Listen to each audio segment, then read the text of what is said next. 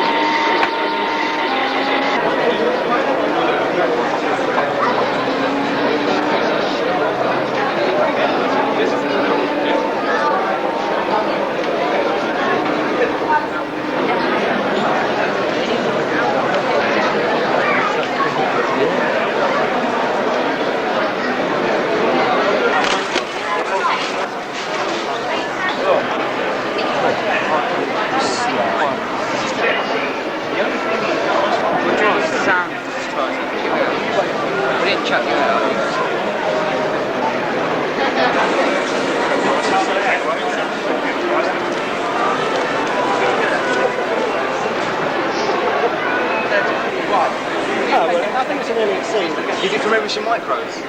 Sorry? Who's it from? Novotel. Don't know that one, unfortunately. Yeah, Novotel. Yeah. Anyway, okay. Thank you. 87,000 feet. 87,000 feet.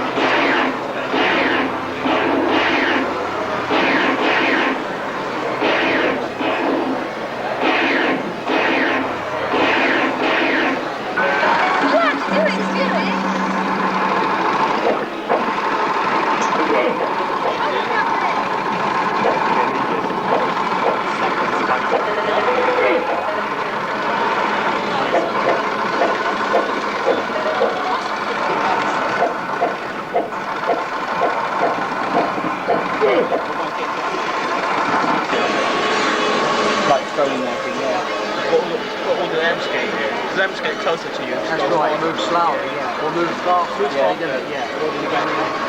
The depth. Yeah.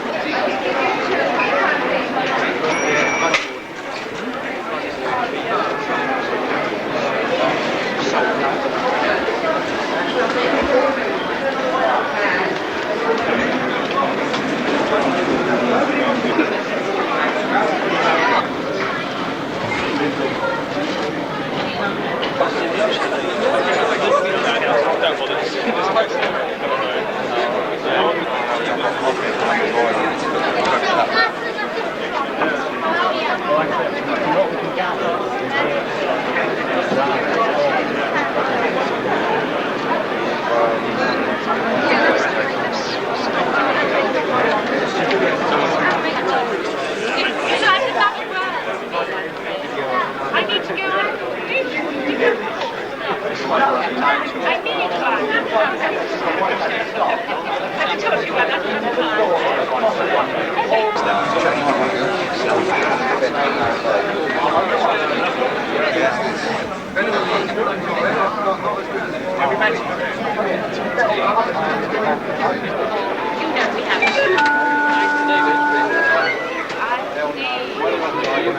Around, see whether there's any positives at the sound track.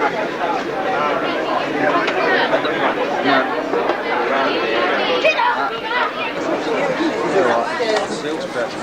Around the winning way with me, you know.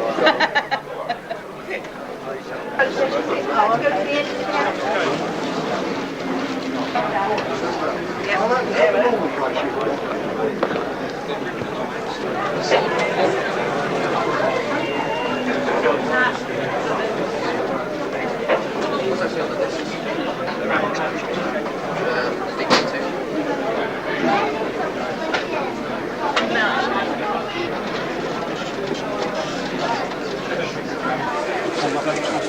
Smaller than the one we've got.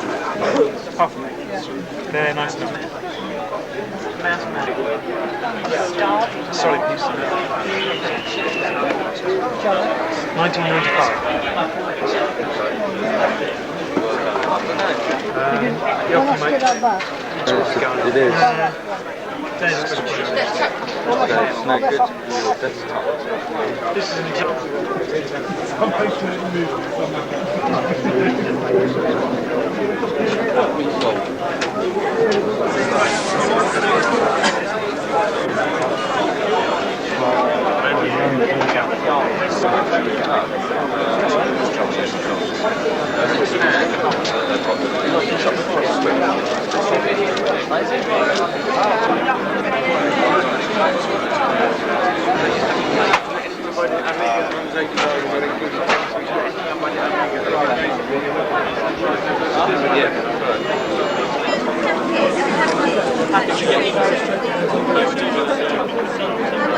Amiga, yeah, built in. Built in. Have a printer with it. You, if you want to buy it all together, you could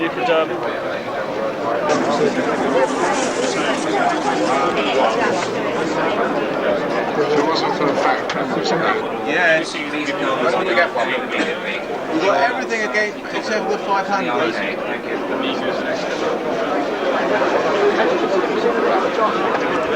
yes, that was one of the things that made me look into it. People will be selling it in the first place.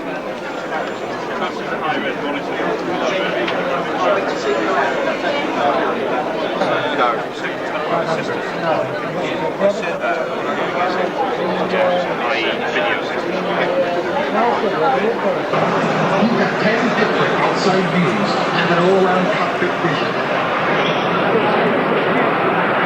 Note the accurate settings, for instance. Major features of San Francisco are incorporated in the game, giving you a real feeling of being there.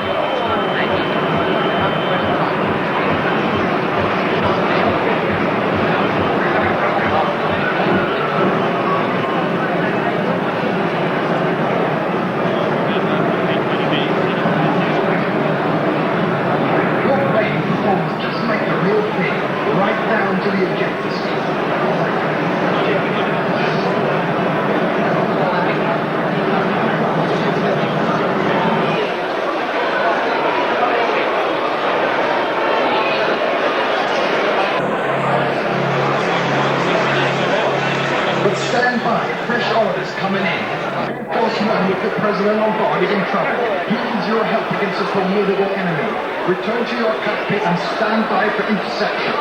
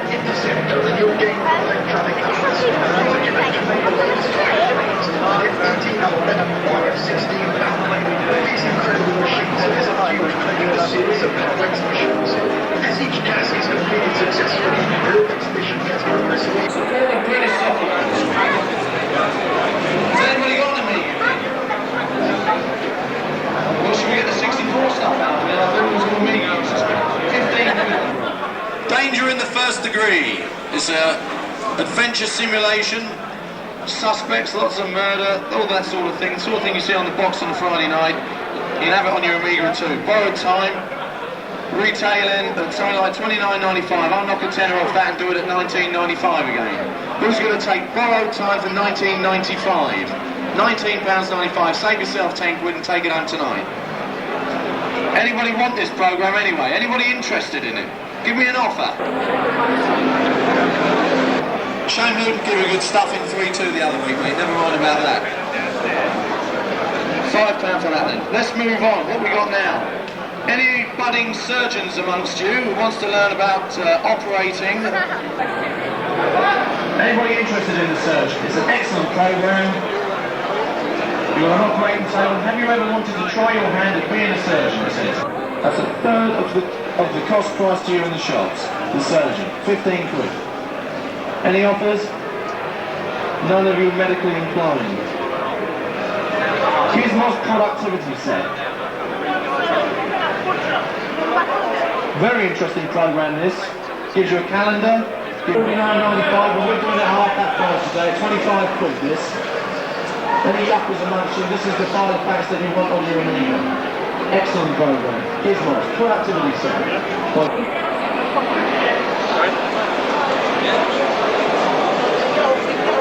Any more offers? £20. We go to the shops tomorrow, you'll have to pay 30. £20 for Gizmos. We've got one left. What am I going to be offered on Main Street? Retails at something like £49.95. I'll do that at half price. 25 quid per page. It's been demonstrated on the machines and on the side here. £15 to sit line. Give it away. Quite must be smart line into place and use the mouse instead. It's not easy. Retailing over 100 quid. I'll tell you what I'll do with the callers here. Professional spreadsheet. Mexican 500. Spreadsheet to the Amiga in 1986. Mexican 500. It's a real-time digitizing. You can video digitize in real time. That means you can do pictures. You can plug it into your VCR. You can use an external camera. You can on show. It comes with the software. Plugs into the parallel port, and away you go. Anybody want to do make your name and address here? Or send it to digital? Give us an offer then. It's 300 quid's worth of sophisticated video. Anybody interested in the fastest dot matrix in the UK under 400 quid? Which one? Which one? Precision 4010. NLQ, you can Got 2200. characters per Back second. you go. You can have a drive motor on there,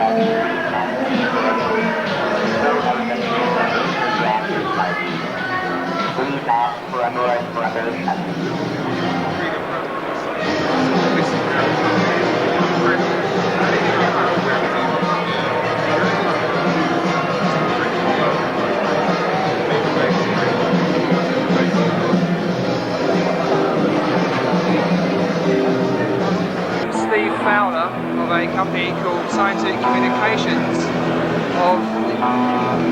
speak up please. Okay.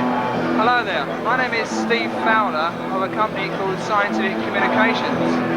We are based in Colchester in England, and we specialise in audio-visual applications on the Commodore Amiga. We have developed very special high-quality imaging systems called ISIS that enables you to digitise very high-quality graphics, images, solid objects for use in desktop printing and publishing, audio-visual applications and video film work. I'm sorry about the move and the change of scenery, but we was suffering from the effects of the Amiga's audio power, which is equally as good. As I was saying, the main interest that we have in the Amiga is purely audio-visual and media. For the designer, for the video production company, the large corporate that wants to produce very good quality at low cost in either live video, desktop printing and publishing, as well as computer imaged information systems and interactive video, in all of which we specialise. Our system range consists of a professional imaging system called ISIS Imager, which is very reasonably priced but extremely high quality. I'm sure you all agree with some of the quality of the images you're going to see soon. Also, we have developed a professional video genlock for the Commodore Amiga range. This is a relatively low-cost device, but is designed specifically with the professional user in mind. Once again, the Amiga is an unstoppable machine in the media and the design environment, and we specialise in that professional marketplace. We have also developed information systems that we supply to tourist boards, large corporates for point of sale. These are operated via touch screen, window controlled, based on the standard Amiga monitors, and monitors increasing in size up to 20 inches. Equally, we have developed means of controlling the Amiga via a keypad placed on the inside of the shop window. This is an interactive control device that enables the user to select options, make choices, very exciting and attention-grabbing interactive image displays.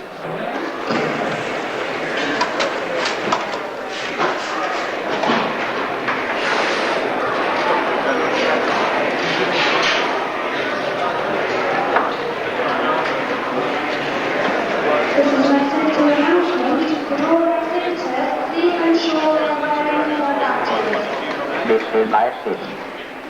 Functions are window pad, touch screen and keyboard. To control older graphics like these. Please ask for more information.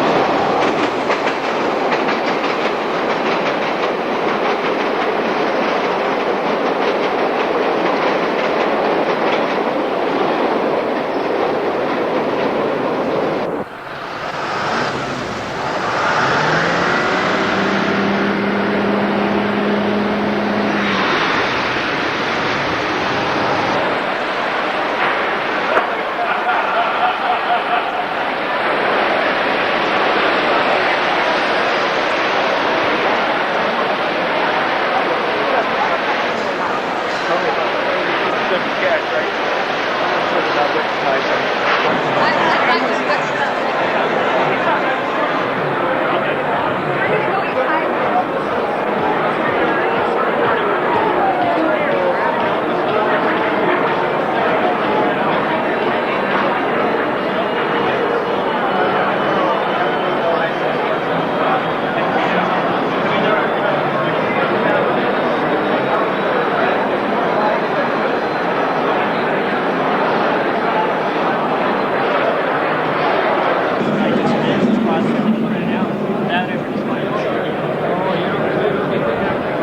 Welcome to AmiExpo 1988 in Chicago, Illinois. My name is Marla Svoboda, and your first visit will be to the New Tech booth.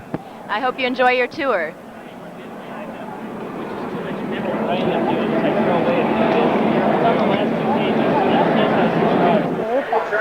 I was captured by Digiview.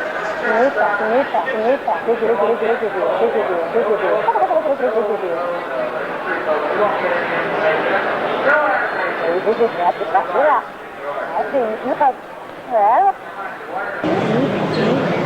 This is the new version of Digiview 3.0. It's got 48 different resolutions that you can use on it. I'm going to choose 352 by 240 on this first one so that we can see the total overscan, which is one of the new features on Digiview. Overscan eliminates the black border around the screen that you'll see in just a moment.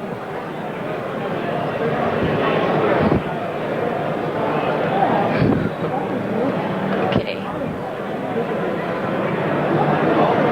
I'm going to press Auto, which will take advantage of the Digidroid, which automates the filter wheel underneath the camera.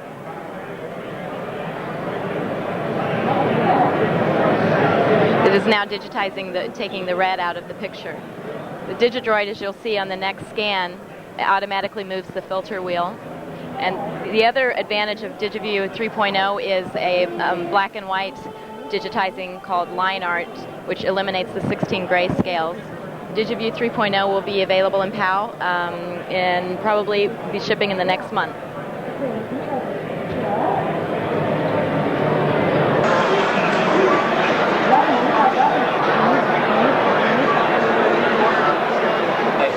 I usually shine it over here so that they can see it as really good image. Is this It takes a pixel from the original picture, so it gets blocky. Like here, every other pixel is displayed in every other line. But I plan to do an ALU card that will actually take the pixels from the original picture and generate another one. It'll be kind of a high-end what we were going to ship, maybe you can give me some advice. In January, we ordered, I shouldn't get into specifics, but it's been decided we ordered like $1 million of memories to be delivered, to start delivery in June. And we got a good price, $20 for one meg. And when June, and they said it would not get.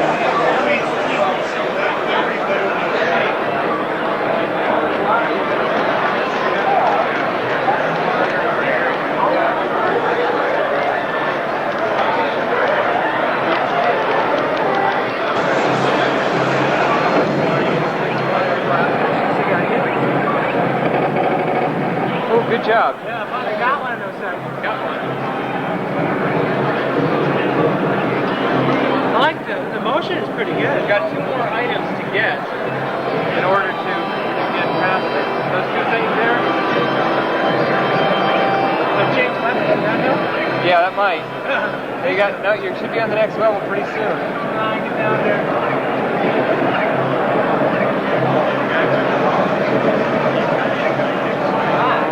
Can't get all of them. It's just like asteroids when there's one left that has the hardest. Starfield is pretty good.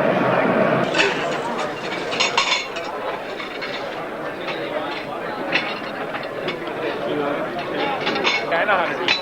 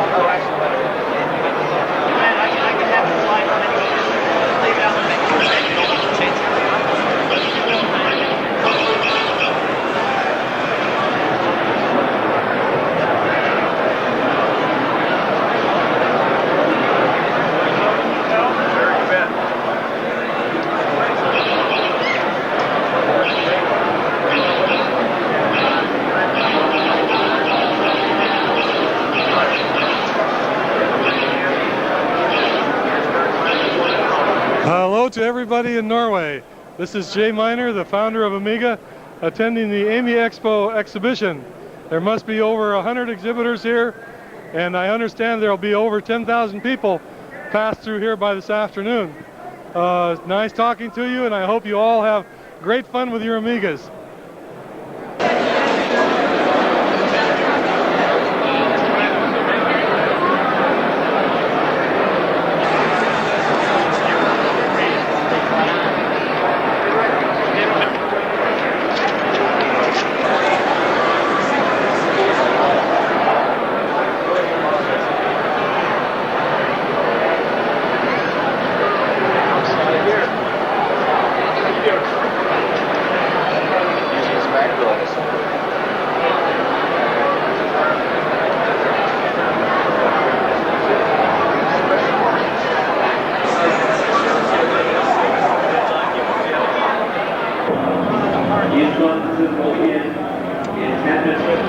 Gentlemen and ladies from Norway, my name is Ray Unrath. I'm the president of Spirit Technology from Salt Lake City, Utah.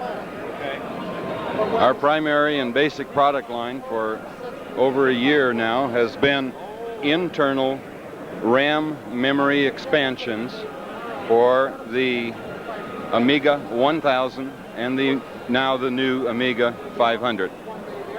I'm holding in my hand a 1.5 megabyte RAM expansion board that can be installed under the radiation shield of the A500 using A500 power. This only consumes 3.1 watts at 5 volts, and it fits in the Amiga right here.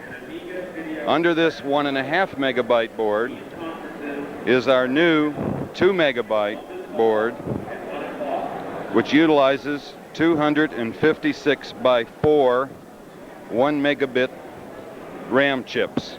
It only takes 4 chips for 1/2 meg, 16 chips for a full 2 meg auto-configured. This board actually consumes slightly less power than our older version. Nevertheless, we've offered the ability to externally power this internal board. One of the advantages of this system is you end up with a single-piece compact A500, the keyboard mounted here. The memory is under the radiation shield, and it leaves your expansion bus free for any other peripheral devices that you may wish to use. And very quickly we'll show you our 1.5 megabyte internal RAM expansion for the A1000. It's this L-shaped board which you can see installed in the 1000 right here, and that's a full 1.5 meg add-on to the A1000.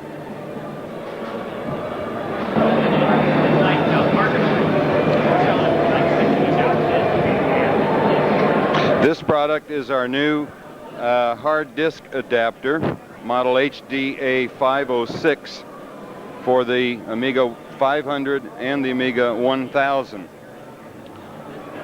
The HDA506 adapter board enables the user to obtain typically lower cost IBM compatible controller boards which plug in right here, as well as straightforward hard disks that are compatible with the 506 format.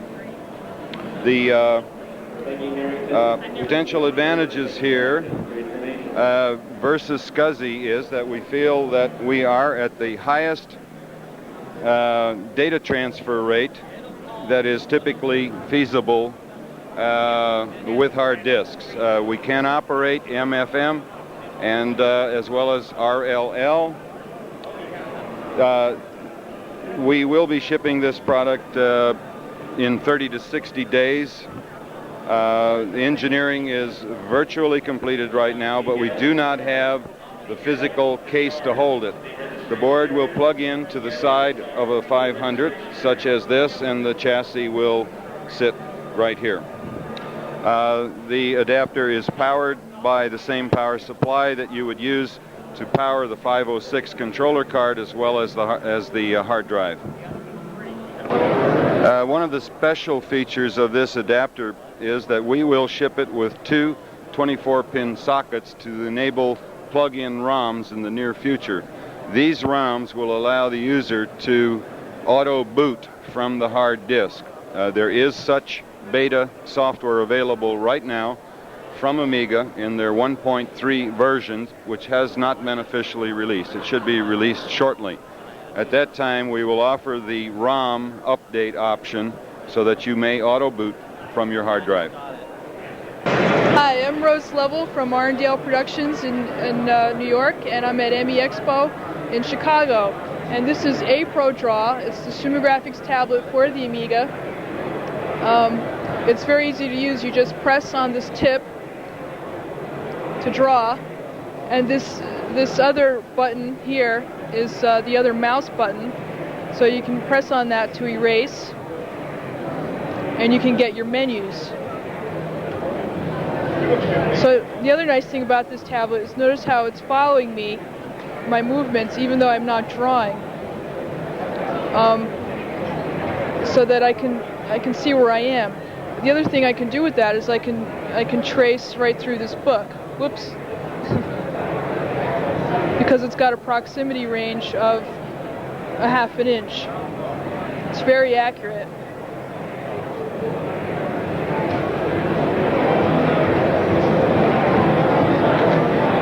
Well, you get the idea. ½ an inch of book. This is high res, and I can sign my name to show you how responsive it is.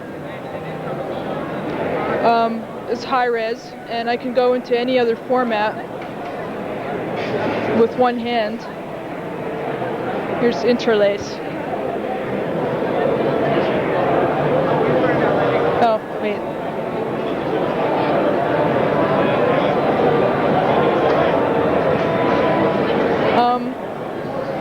You can also work in PAL.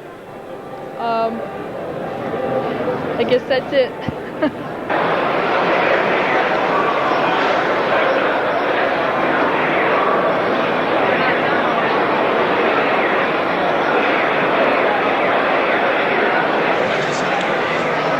We've got two beautiful products for the next AmiExpo. I guarantee one of them will sell $100,000. So it'll be only cheap. And really, it's a combination of hardware and software.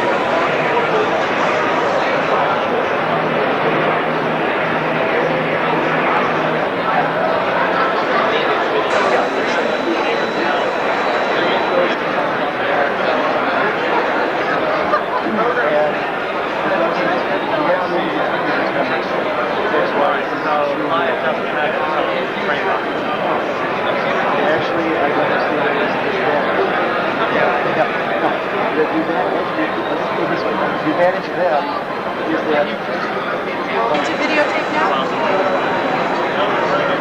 Object with one point again, and we just move them around on screen to different points. The program can fill in and move them around and make it look smooth. I'll start it up and let you see the movie real quick and how he moves around. There's nothing in him that I can't grab onto something other than this whole image move around. Unlike the water here, where there's a point that I can point at and say I want to move it, and I want you to calculate this. And in this frame, start like this. He'll move down and it'll change the shape of the water or the image of the water that we've drawn in here, but you can't actually make his leg move up. If in the second frame you threw away this bitmap image and you put one in with his leg up, it would just switch to his leg being in the upper distance.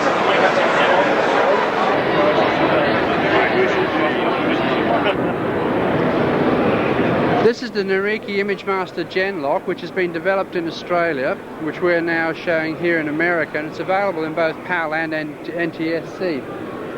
The unit itself is a 19-inch rack mount unit, which supports interlace high res on the Amiga. Basically how it works is you have a trim pot on the front which allows you to select key to background color. If you select key to background color, then when you actually come up to your video monitor, you will see that the background is transparent to video, irrespective of the color of the background on the RGB monitor. Whereas in this instance, we've come down here, the RGB output, and here we have the RGB output minus the background color. Also built into the Genlock itself is a luminance keyer. If I take it off the key to background color, I can now generate exactly the same as you'll see on the Amiga RGB monitor. So that monitor will now look like this monitor. Further, in addition to the key to background color, you also have a luminance key feature where we can actually adjust on the luminance level and clip out depending on the luminance level you're keying on. I can now invert that luminance key. So you can clip from a black screen or you can clip from a white screen. Obviously in PAL the unit looks nice, much cleaner actually. It was originally developed in PAL and we have an NTSC one as well. That's back to background color now. It's actually transparent to any video signal that's coming through. When it's in the operational mode, it won't degrade the signal. Whatever your signal is that you're putting in, because it's sync dependent on an external source, the cleaner the signal going in, the cleaner the signal coming out. So if you put in a good signal like a time-based corrected studio black burst or video signal, you'll get a very clean signal out. If you put in a very sloppy, worn out old domestic VHS machine, you'll get a poor signal out. Basically we're finding that the unit is being used by corporate, industrial and commercial people. In Australia we actually have broadcast people using the unit. I think the best thing I could do now is just let you see how it works. Watch it run here. So you're in the market for 90 different languages? We've gone out of the computer market and then specialized in video applications. Yes. In areas of video. That's right. And since My name is Rudy Vogel. I'm the Vice President of Marketing for Amicore International.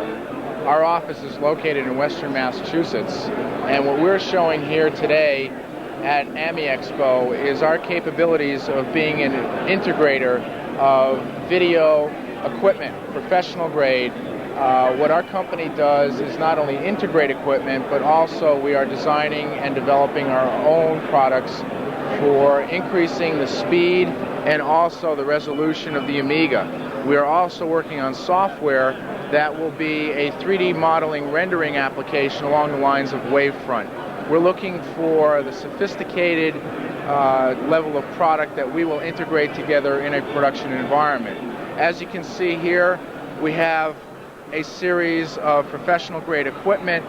The relative value of all the equipment in our booth is over $50,000. What we've set up here is a mini production environment. For the sake of the demonstration, we've segregated out the production environment, which is at the back of the booth, and the offline editing capability, which is at the right side of the booth.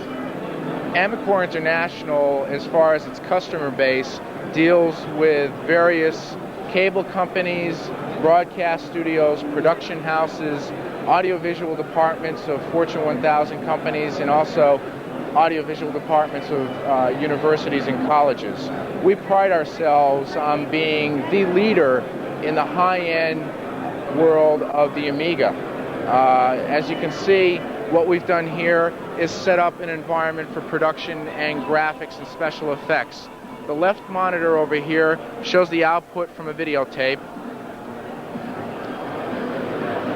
The center monitor shows our logo that we created with DPaint 2, which is RGB, and the final composite, which would be the way that it appears over broadcast. The image of the people walking around in the background is live. That's from a camera over here. And in order to avail yourself to do the actual effects that you see here, what makes this all work is a set of boards which we market for Magni Systems Incorporated. Magni is out of Beaverton, Oregon. We are their first master distributor in the United States. What Magni has created is definitely the top flight, top drawer, absolute best quality video encoder Genlock series for the Amiga 2000. Currently it is only available for the Amiga 2000. As you see here, it's a set of 2 boards. These are the boards from Magni. It's a $16.95 suggested list price for NTSC and $18.65 for PAL. This is the video encoder board, fits in the IBM slot for power. It has a pixel clock on it that takes over the clock of the computer. The Amiga 2000 then becomes a broadcast piece of equipment. Out of the back of this, you fit this cable right here. This can go into either the RGB monitor or also into a production environment. This is for your blackburst, your video in, video out, and sequencing. The 2 boards are connected together with this over-the-top bus cable. The second board is the actual Genlock board. And out of the back of that, you can plug this board directly into a Grass Valley switcher, a Crosspoint latch, Sony, etc. If the environment does not have such a switcher, we will be marketing our own switcher in about 6 to 8 weeks at a price of about $500. This will give you all your primary effects, your fades, your dissolves, your keying, your key sequencing. It would also have 2 sources. We've also, for the purpose of the demonstration, have integrated various other effects through Maurice Minor, which is manufactured by CEL, a British company. Once the production has been completed, you then need to do your offline editing. With a relationship between Amicor and at.I, which is a Swedish company, we will be marketing their offline editing capabilities here in the United States. The product that's being demonstrated here today is the ELC series, which is a piece of software that is available for the 500, the 1000, and also the 2000. There will be a low-end version and a high-end version. The low end is just the software, and the high-end will also incorporate this kind of hardware. This unit right here has 2 timecode readers and a timecode generator self-contained within it. The high-end will include the Amiga 2000, the software, this unit, and also some additional hardware. There will also be software available in the next several weeks that would allow you to control up to 64 sources. And those sources could be video monitors, satellite feeds, or VTRs. With some adaptation, you could also use the Amiga and some software to control a video wall, if that's what you decided you wanted to do. With a relationship with BureauCare in the UK, we're introducing this desktop scanner, photocopier, and thermal printer. The suggested list in the United States will be about $1,300. As you can see here, this was the original. It's scanned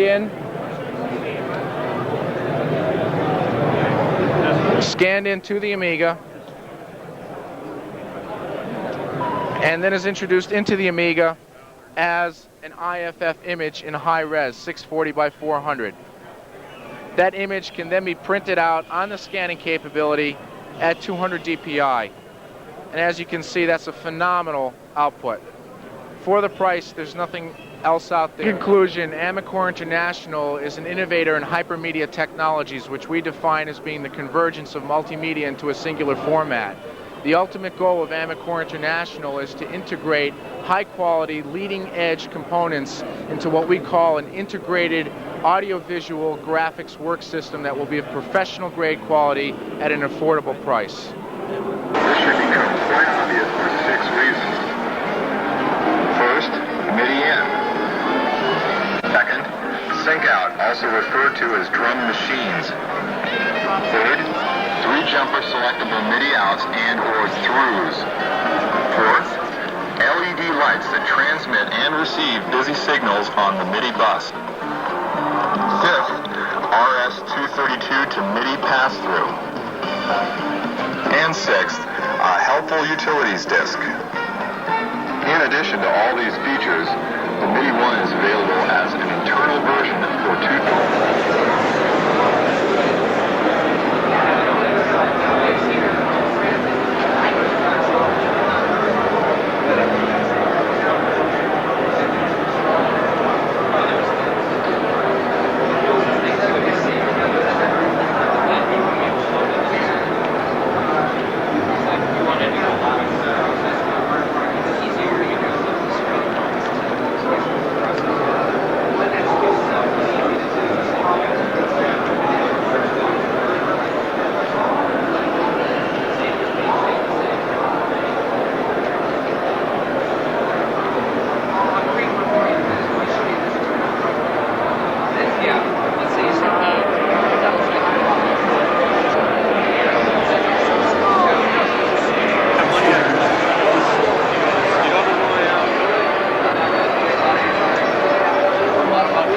Our new 80 megabyte hard card, which has an 80 megabyte hard disk drive mounted on a SCSI hard disk controller for the Amiga 2000.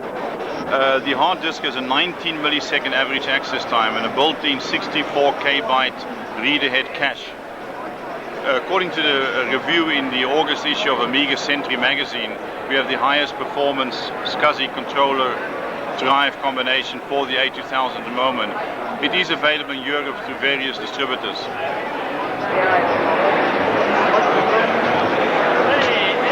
That's all you have to do for installation. Plug in the machine, plug it into the machine and switch on the power.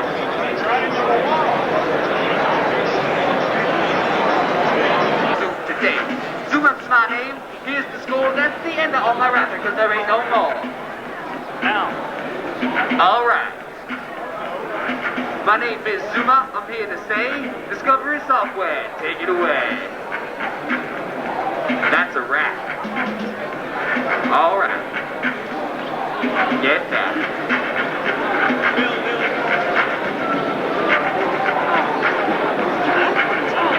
Ladies and gentlemen, that was Zuma. Thanks for joining us. I saw that, yeah. Hey, you're looking great. Oh, yeah. I never met a disc I didn't like, and I mean that seriously, Bob. Hey, thanks, Keith. Thanks for making the scene, man. Love you. Hey.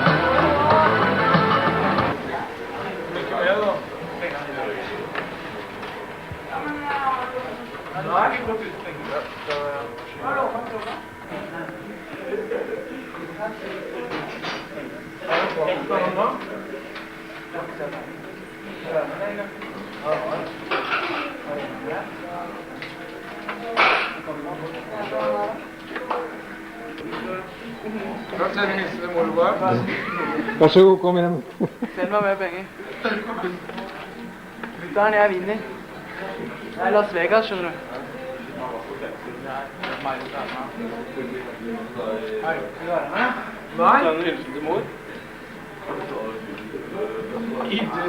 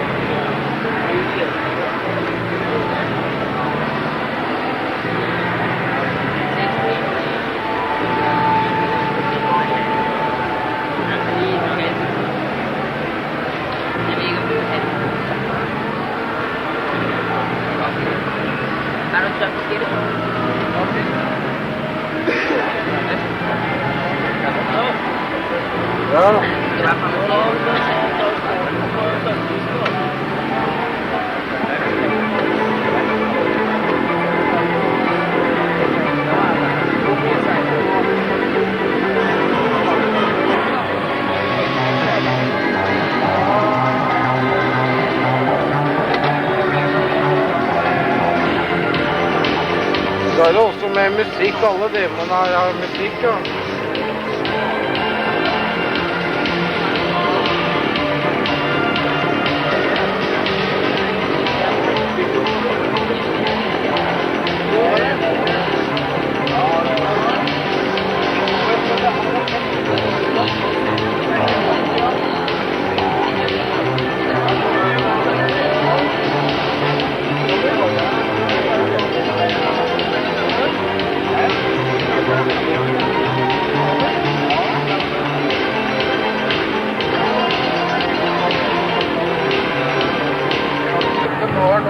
Gamle køter igjen, og får det på 6 Ja, ja. Brukt, det koster jo 7 000. Det er med deg og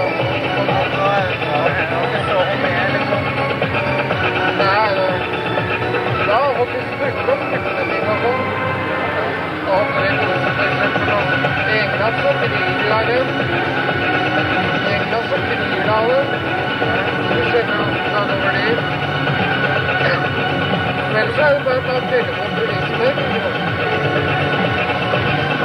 verktyg. Jag vill ta en titt på de låtar som är speciellt aktuella, som ligger på stora listan Sverige Topp 20. Det är många som säger att techno, nej, säljer inget. Men det är fel, det går väldigt bra. Techno är ganska populärt, ska ni veta. Så vi tänkte ta och visa en techno-video. Jag gick rätt in på 11:e plats på Sverige Topp 20. Den heter U96, kommer från Tyskland. Och videon heter Das Boot.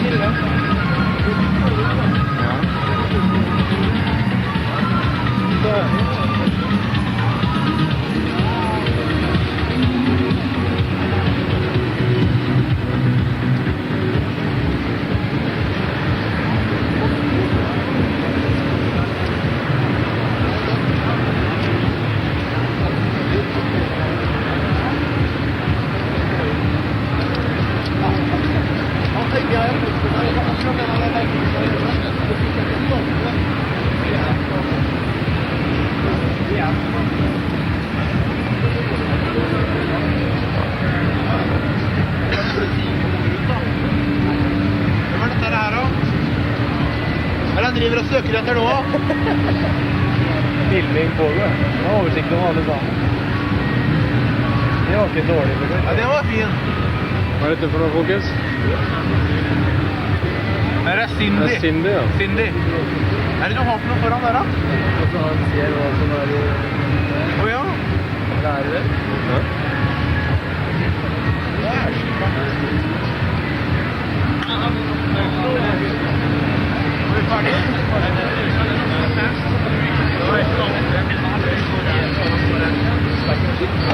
Er vi ferdige? Vet du hvor lang tid det tok for det krasjet?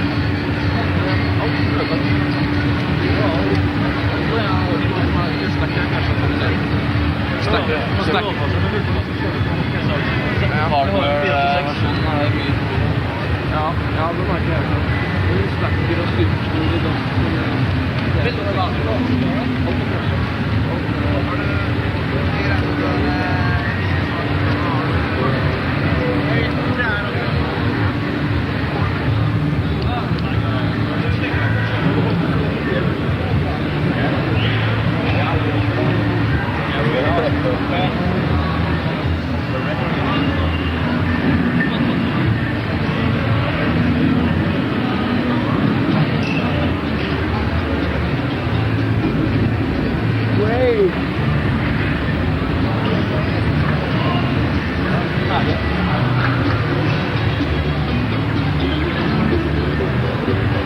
Det er et bilde av en 4000 her også, da. Oi. Ja, det er bedre bilder på... et bedre bilde på skjermen, så blir det spennende. Nei, faktisk det går an for skyte. Ja, Lars, du får introdusere dette fantastiske kunstverket som står på skjermen her nå, da. Ja, her ser vi da Intel Outside-bildet, som jeg skal delta i konkurransen med nå senere i kveld. Det er lavet i real 3D. Ja, 31 timers rendering. 31 timer.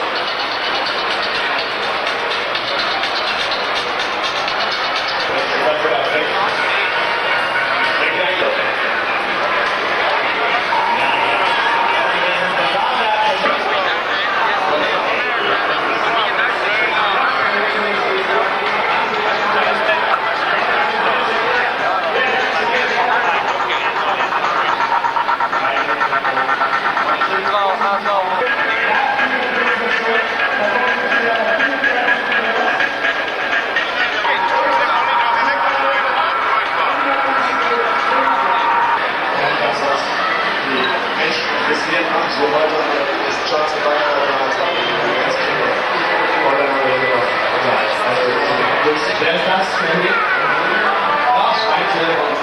Du bist gestartet, das ist ganz wichtig. Also, wann ist er gestartet? Was? 71? Was? Nein! 6:1.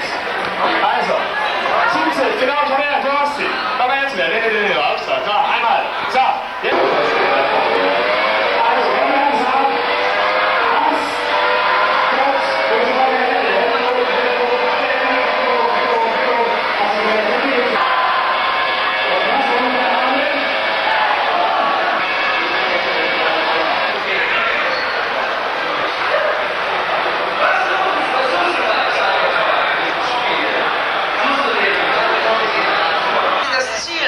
Cyclotron.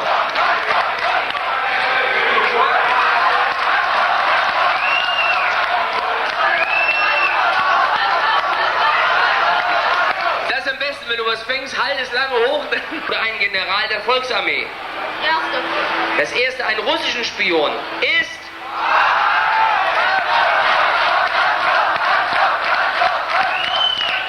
Das spielt...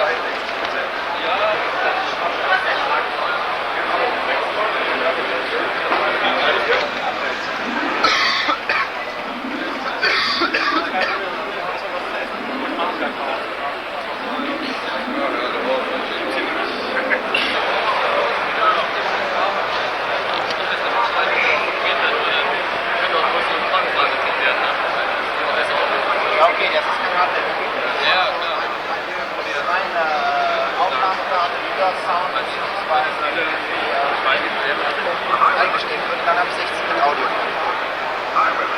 8-Kanal Stereo-Sound mit CD-Qualität. Ja, wer der Preis für?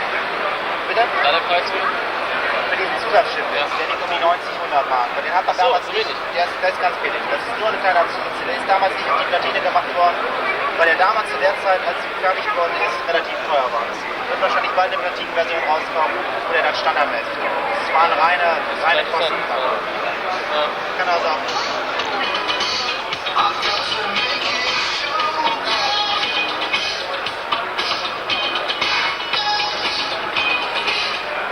Ein bisschen Reggae. Das ist 16 Bit, oder? Ich habe. Was habt ihr 16 Bit? Das ist jetzt 16 Bit CD-Qualität. Das ist ein eigener CD-Sampler von der Audio-CD auf Festplatte.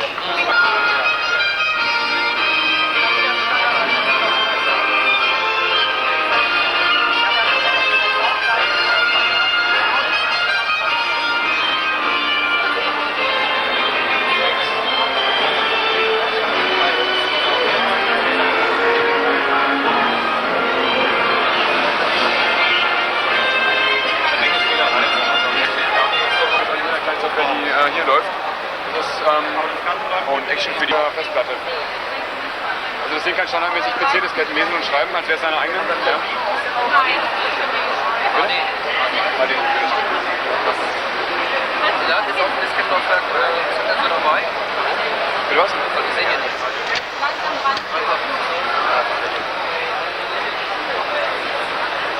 Das ist aber fantastisch.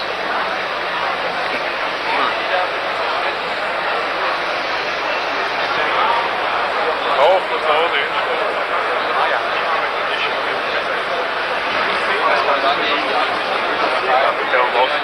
Tischstelle kann ich drin haben. Keyboard kann ich anschließen. Zum Beispiel. Und wenn Sie jetzt entsprechend die Kanäle auf dem MIDI-Gerät und Notate aufeinander angepasst haben, können Sie jetzt also sagen wir mal auf die MIDI-Keyboard spielen. Und Notate zeigt Ihnen die Noten in den Notenlinien an. Ja. Das ist die Noten. Aber der PC noch eine Karte dabei. Ja, auch die Möglichkeit mit der Karte. Ja, manchmal Ausgabe machen. Die Karte, das ist noch nicht.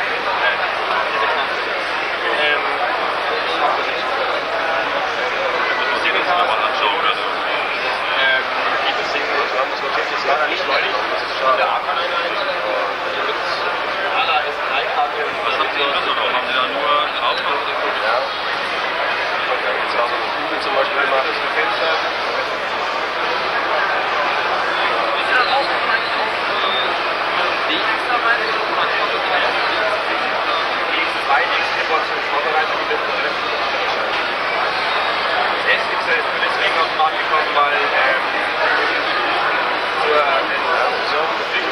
Maschine war das Preislich festlegen auf 160 Mark. Damals gab es den Preis und jetzt halt wurde das gesamt. Das Ding ist halt nein, wir haben noch einen Grenzen der Mundlikus ist nicht so ganz fit, das möchte noch einen kleinen Tendenz ich denke mal nein. Eins wurde eigentlich ganz sehr konkret, ja. Hört. Ja, ich glaube, da ging auch mit den meisten einmal. Ja, die meisten, ja. Die neue Karte nochmal ist wesentlich schneller als die alte. Ansonsten selbe Funktionalität. Jetzt wird die neue Software zum Beispiel das Drag and Drop auf PC-Seite unterstützen. Das heißt auch sinnvoll. Ja, das ist sinnvoll. Mit 0V haben dementsprechend kleinere Auflösung bei. Einer macht auflegen,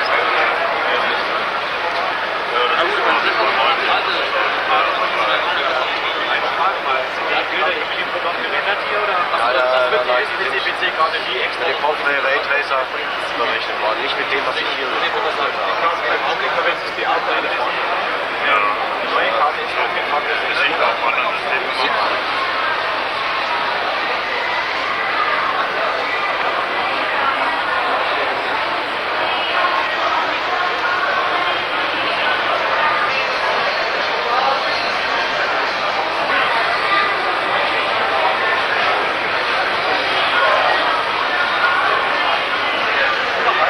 Was erzählen kann.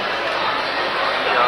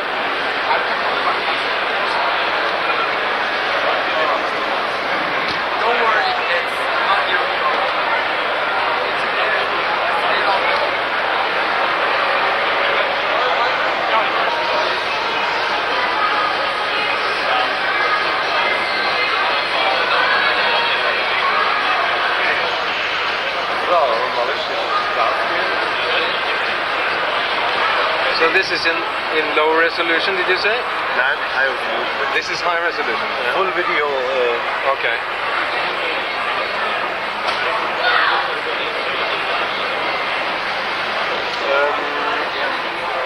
I make a little animation, yes.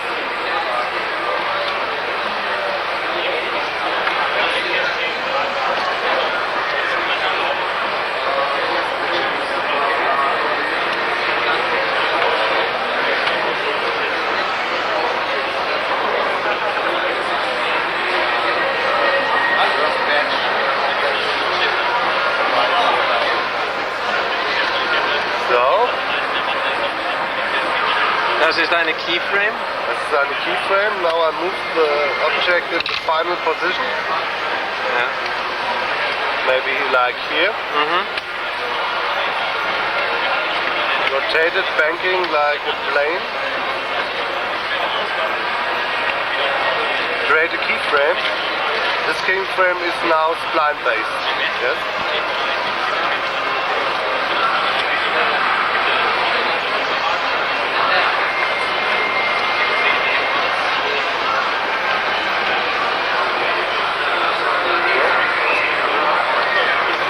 Motion, like preview.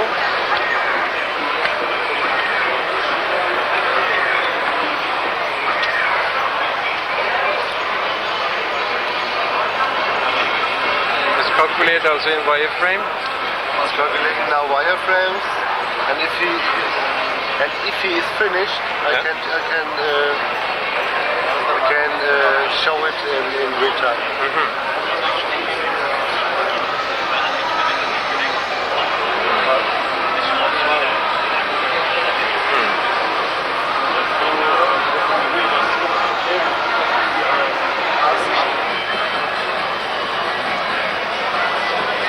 So that's a light wave. Es geht auch mit kleinen halt dann langsamer. That's a light wave object also? That's the object by me. You made, okay.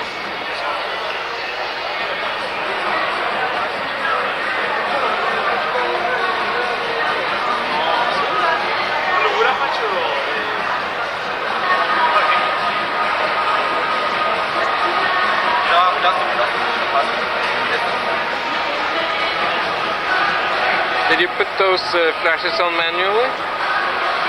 This object, and I envelope the luminosity.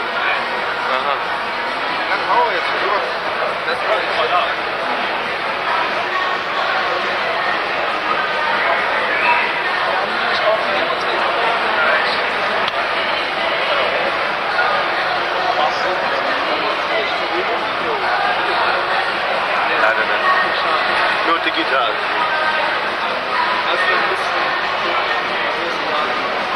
Also 30 Megabyte.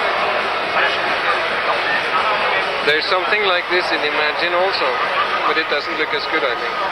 But you don't get the fire and particle effect. No.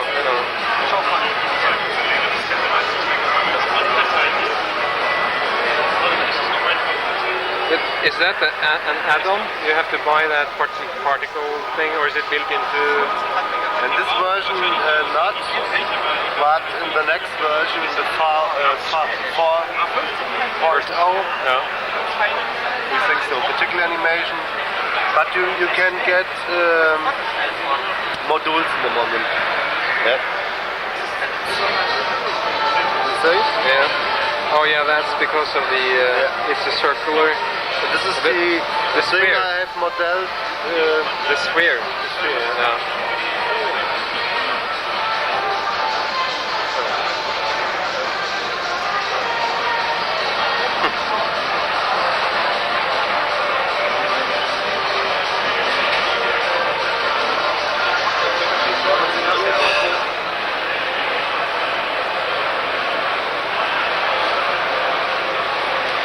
Darf ich das mal? Entschuldigung.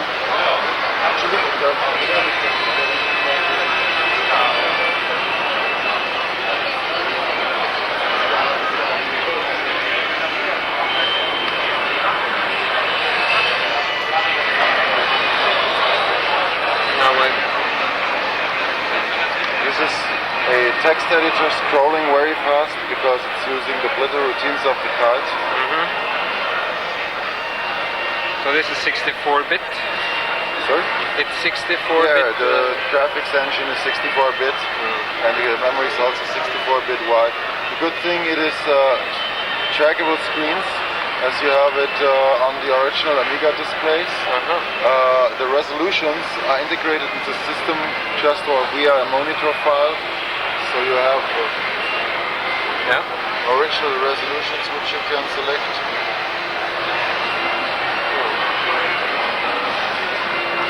And it all works quite fast.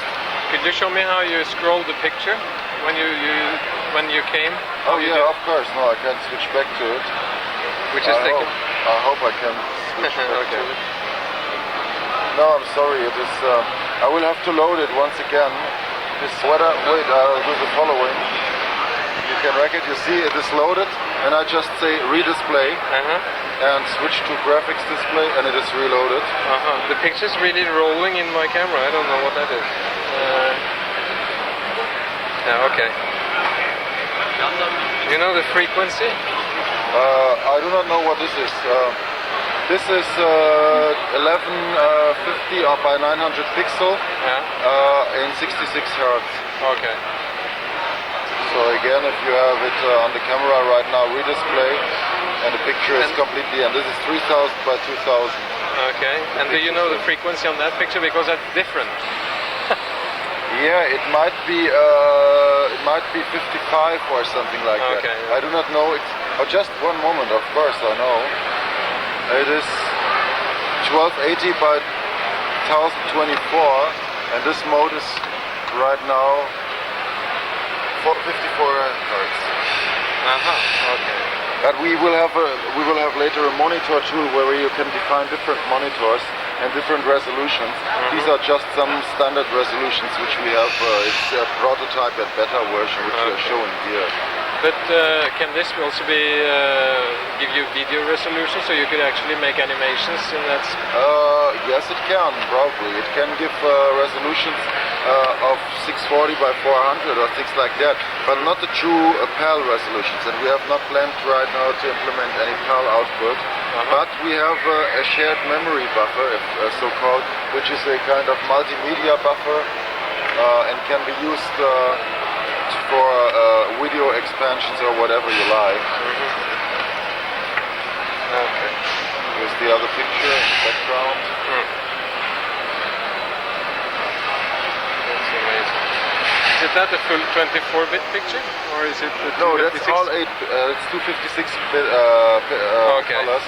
It's all 8-bit now, but the card, of course, does full 24-bit. We have not implemented the drivers yet for AdPro, but these will be available pretty soon. So what you're doing now when you're scrolling the picture is that you're moving parts of the picture directly from the RAM in the machine. Right. And this is a you see, there's one part 25 Hertz? There's one part of the picture. If I do one step aside, there's a part of the picture which is copied, and the rest is refilled. That's what I'm doing. Okay. You hear me now? Do you hear me? I hope so. Okay. I'm running. Okay. Go ahead. Now I start? Yeah. Okay, that's the NACO system, the non-linear editing system and compositing system for the powerboard.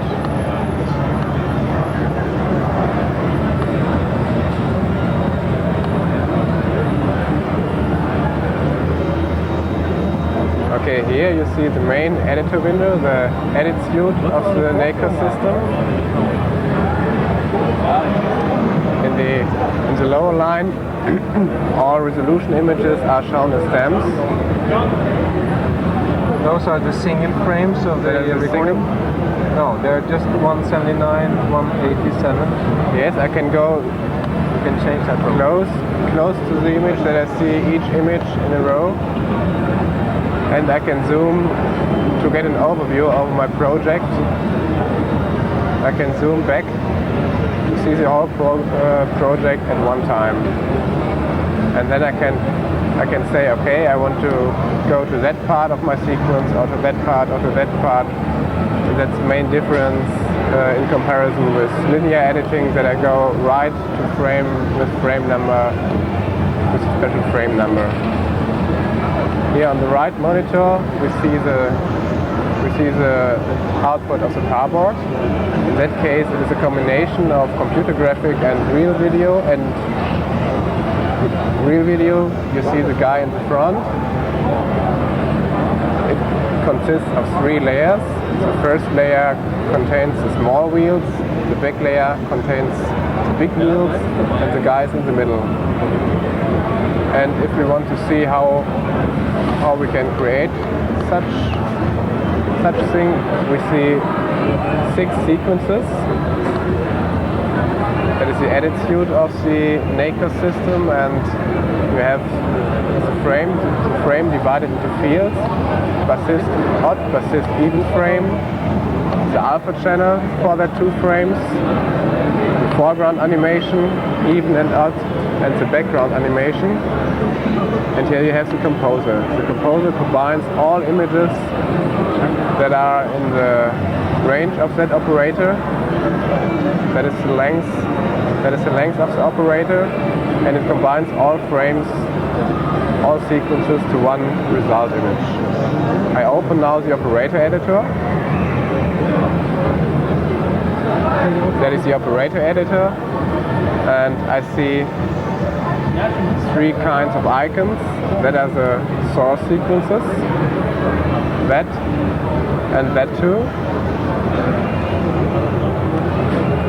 On the right hand I see the result icon.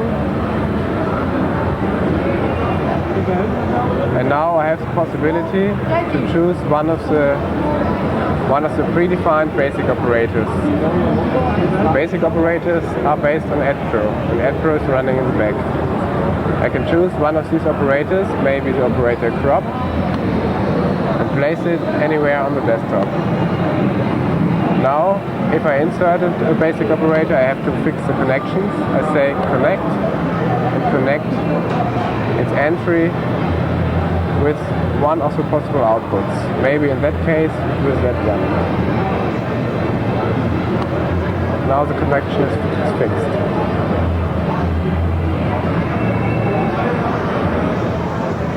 In that special case, what happens here? I have the 2 fields, they are composed to a frame.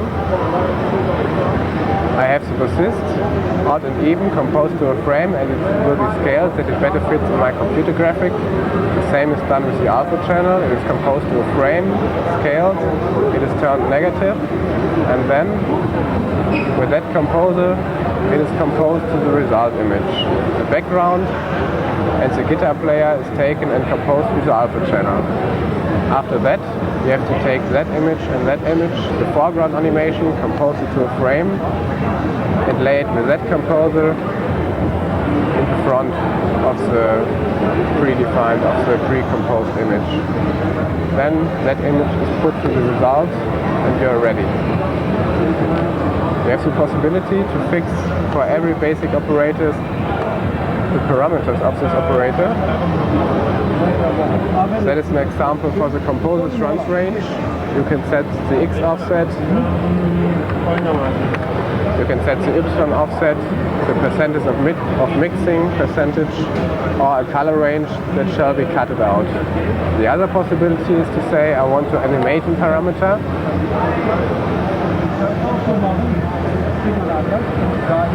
And here you have the possibility to choose the parameter you want to animate, and here you can fix the curve.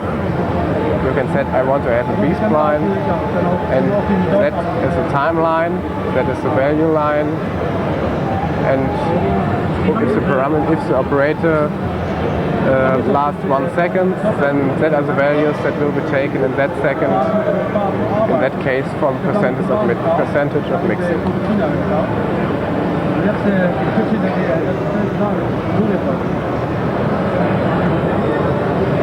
Okay, that was a very complex example. I will show you a more often used example. You have 2 sequences and only combine it with one operator. then it would be operated like that. You have a foreground animation, a background animation, a foreground animation, and an alpha channel. You say you want to scale it if you want, and after that you compose it with the alpha operator. You have very smooth edges, and then it goes to the result. It is a very intuitive way of programming such operators.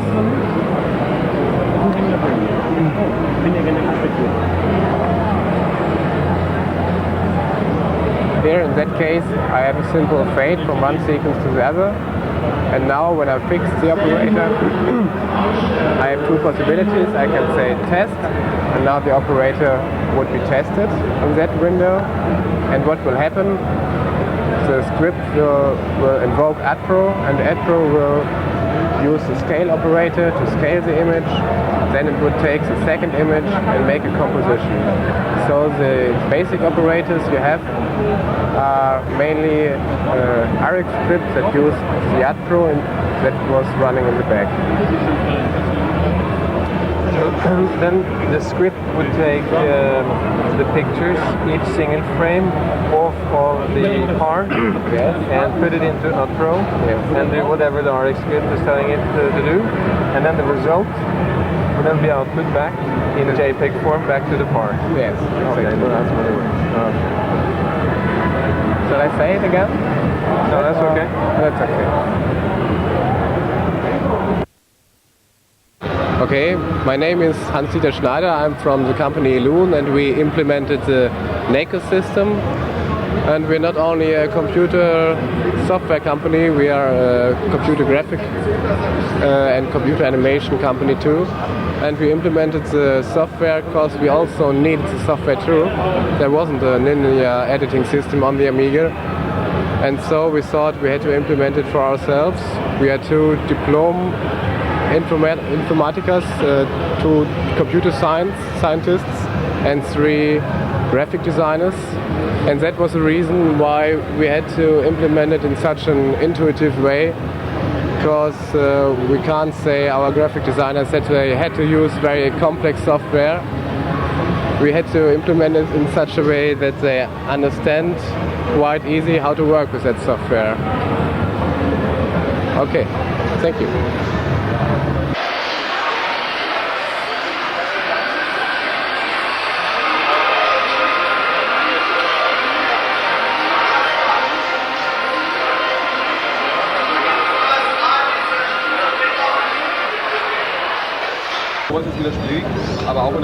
Take. Right, so this is a demonstration of the Acorn RISC PC in a rather elaborate manner here. I will show desktop publishing software from illustration over image processing and image manipulation up to standard desktop publishing. I'm just loading the desktop publishing software now. Hang on, it's Impression and Publisher Plus. It loads in a second. And I will also show how to integrate these packages together. For this purpose I will take a prepared document for Impression, for example. Oh, I forgot it. Stop. Okay, now it's prepared. And I will do some illustration from scratch. And this program is called Artworks, and it's 5 to 10 times faster than any usual PC and probably any other platform. And I'm taking just a very large text now. Hang on, text, and correct the distance between the letters. Then I will put a gradiated fill around this and distort the whole thing. That's extremely fast here, and it's all completely anti-aliased, as you can see in this zoom box here. If I go to the edge, you see the anti-aliasing at the edges. That's the only program in the world in this price range which does this sort of feature. Okay, now I'm changing the gradiated fill to a round gradiated fill from red to blue, and remember, this is all in 32,000 colors, but I can always switch to 16 million if I want, losing some of the resolution. But still, I've got now 24-bit color and can easily change the gradiated fill again and again. What I can also do is to give this a shadow very easily by just copying it and filling it with another color, and it's just that easy. And all the other functions of this program are equally easy and quick. Okay, as this is a very short and quick demonstration, I will now go to the other things like video, for example. Just in the meantime, a bit video. This is 25 frames per second, 32,000 color real-time movie without extra hardware. The slight stopping in the meantime is because it's over the network, and the other machines have some load too. Okay, but I can always stop this in the middle and go to any frame I like, which I might export it directly into any other application just by dragging it in. Acon has a complete drag and drop thing, and I can, within a glimpse of a second, just move things around and move it and shift it and rotate it without any loss of speed and quality. This is 24-bit? This is 24-bit. And now I'll get back to the 32,000 colors in order to get more resolution again if I want, and to close this video stuff here and go to the retouching package, which is also one important part of any DTP system. This is the famous lady in red, and I will now tone her skin color to be something more drastic, like blue. By using the airbrush tool. I can, in this program, combine any tool with any effect. So I have something like 150 different types of tools I can use on any picture. Okay, this has still got a mask put on to the lady, but no problem. I can always invert this in order to restrict any manipulations to the lady herself. Going back to the color tool and now changing her skin color to something bluish. She's drunken quite a lot. Right, and I can always undo things by using the right mouse button, because we have 3 mouse buttons. The middle one is menu, and this appears always where the mouse cursor is. The left one applies an effect, and the right one is a modification of this. In this case, it will simply undo things, and even gradually undo things if I want to. Alright, and then I could, for example, put an eye on her shoulder by simply sampling her eye and spraying it into her shoulder. And as the spray can, or the airbrush in this case, is very easily configurable, I can do it very realistically, okay, like this. And what else can I do? I can do some very interesting effects like ripple, which simulates, for example, water surfaces, and looks like this.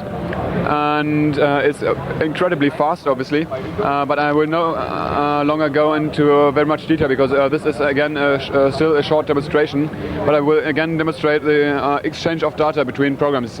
This, as I'm doing now, works between all the programs. Just open the save dialog and drag it into the other application, and here we are.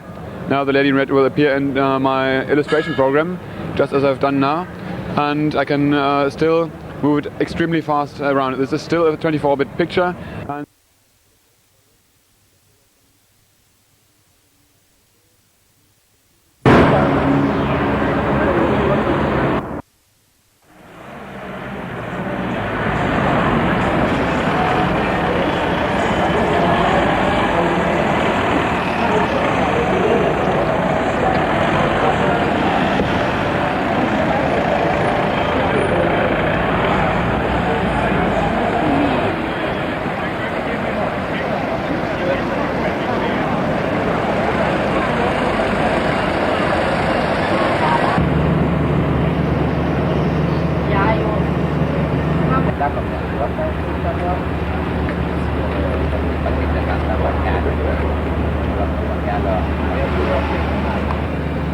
Okay, so what we see here is absolutely nothing. I think it's all virtual. Okay, but we have a camera, and you have a virtual logo, so you can actually... Right. So you have different logos. Yes. The one on the top, which is one is... 4 logos on one camera. Also the line is virtual. I don't know if you see that orange line. Okay, no. But anyway, I can see what's happening.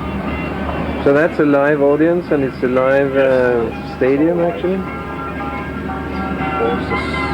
And you're using the color, the green, for keying. Yeah.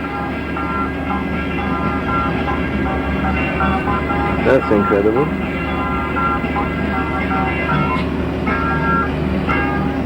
Yeah, so that was on a blue background. Yes. Yeah. FedEx and green. FedEx. FedEx. Gold online.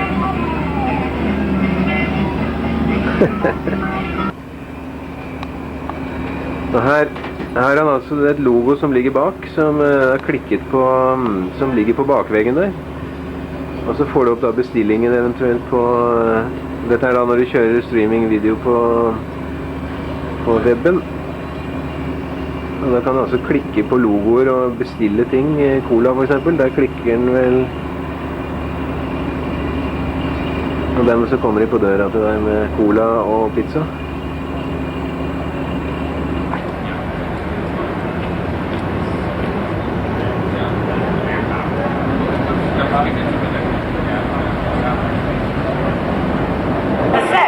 Pretty fast then.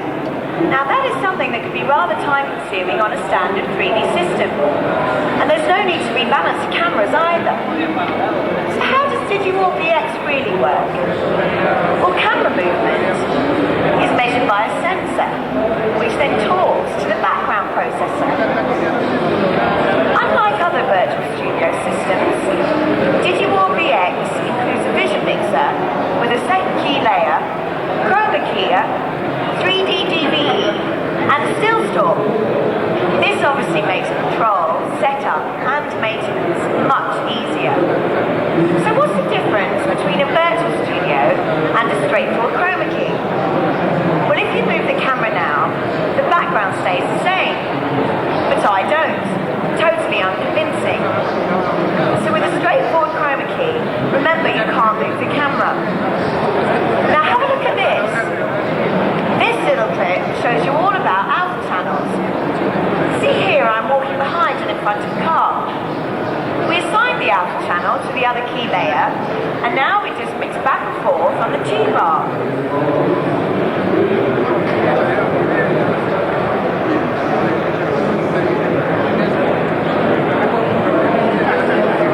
Here I am, sat behind a desk.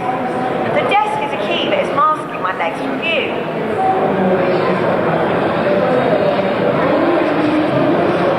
Thanks, guys. Now let me show you something else.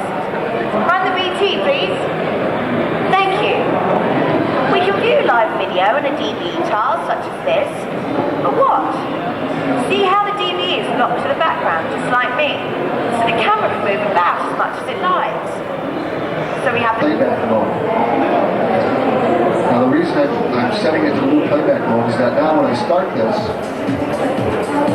turn this down a little bit so I can talk over it, it's just going to keep playing. And when it reaches the end, since it's in loop playback mode, it's going to loop back to the beginning and start playing over. So I'm looping the loops. Now, as I mentioned, these loops are small wave files. They're 1 measure long, 2 measure long. The wonderful world of movies. There's an unlimited number of video tracks over here. I can add new tracks as much as I want. Those are media tracks. So over here, video and audio is in one track, but I can as well just expand the clips if there's any audio. Unlimited number of media tracks. I mean, otherwise.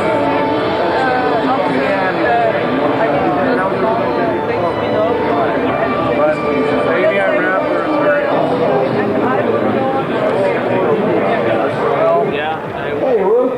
Looks like you're moving up in the world. Yeah, like having the upper hand. Say, Ruth, how'd you get up to the second floor? I've been trying to get up there for coffee all morning. Well, you started explaining the virtual presence feature, so I ran out. They are animating you guys with weather. They're giving you a complete package of live, updated weather graphics, all their software for the most compelling weather forecasts you've seen on the planet. Yes, and speaking of our little planet here, let's check out what the weather is like in our Amsterdam area. But let's start with the entire country here as Holland visits. In the south, we should be seeing the clearing up after a few days of rain, so smile, smile, sunshine good. Our center Amsterdam area is still going to be rainy. And maybe, just maybe, up in the north, we can still smile. Ladies and gentlemen, you can see now how you can update data in real time using Oran's internet plugin, utilizing items that you extract straight off of websites, and then you just put them in your virtual studio, like the cities we have here. We have clouds here that are satellite pictures taken right off WSI's website. Yes, live. Hey Vic, we're going to do sports now, right? So why don't you tell everyone what to do when you're in Cyberset NT? Your wish is my command, Ruth. We are now in Cyberset NT. Cyberset NT was another earlier addition to our virtual set product line that came with Arad's acquisition of the LSET Virtual Studio technology from ACOM. Tracking module. And now, more of Arad's technological marvels. Once again, Ruth. As you can see, Cyberset NT is an affordable solution for broadcasters and webcasters alike who are looking for a virtual studio in 3D. Cyberset versions provide unique photorealistic environments because of MapSet, a utility that preserves the exact qualities and attributes of the rendered image, automatically rendering texture maps to objects in the scene. You have an enhanced finished look to the set and the highest quality of any virtual set on the market. Orad is a one-stop technology shop optimizing a specific solution for your special application. As you know, there's no single camera tracking solution convenient for all studio configurations, applications, and budgets. Arad develops and manufactures all of its tracking technologies in-house. Our pattern recognition method is the simplest and most cost-effective one. It allows free camera movement along with crane, pedestal, or handheld shots. Ruth? That's right. And speaking of cameras, any number of them if you wish. System, how close are you going to get? Novotel is going to help me show you guys what this does by panning 360 degrees and staying in 3D environment. Check it out. The structure mounted here is lightweight, compact, and you can't do this in a regular studio. So you have a lot more flexibility with something like InfraTrack. I guess you folks know now everything you need to know about virtual studios, but Orad is not only about virtual studios, they mean sports business as well. So Vic... True 3D space. As you see, we have numbers that are associated with the graphic bars that go with them, with each of the candidates. Every 15 minutes, 24 hours a day. Amazing. Now, on-air TV identity is just one possibility with SCI, but not the only one. As in the field of business information, SCI can be used to generate a wide range of graphics. Now, in this example, the virtual camera supports the integration of a live video shot and a variety of data streamed directly from any website. First,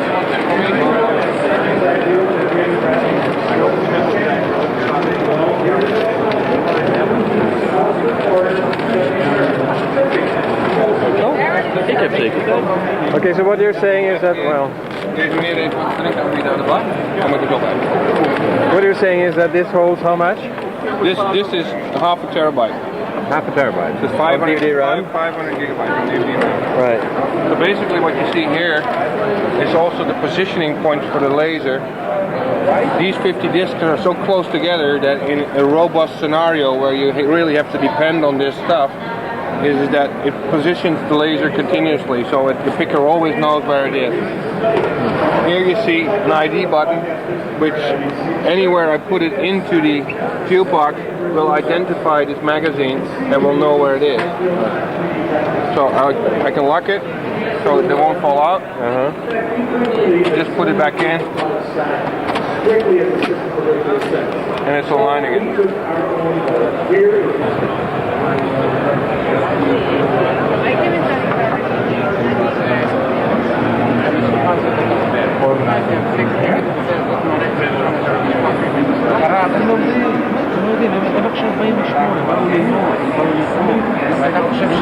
And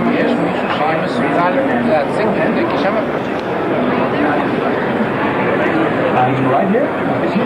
Hi.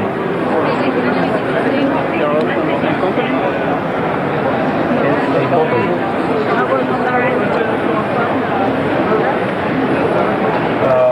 No. I'll have to open this to other people, so I'm waiting. I'm sorry, I'll speak a little louder. Could be my voice. Is that better?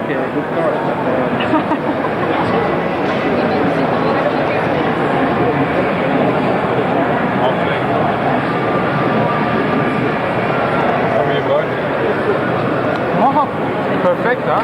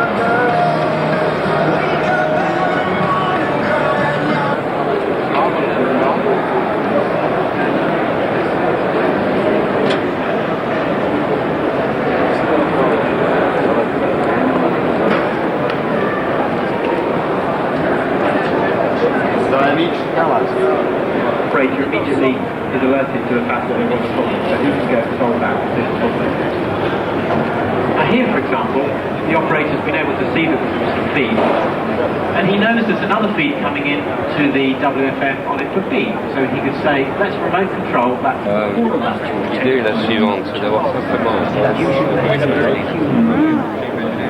At the risk of sounding a little benign, I should mention that everything in Köln is noise pollution generalised. Trouble is, everything in Köln can't distinguish between motion and noise, and therefore it's too quiet. Let's take a look at those two examples and apply a little visual. I believe that stereo customers like it. They're pre-mixing every pre-process of the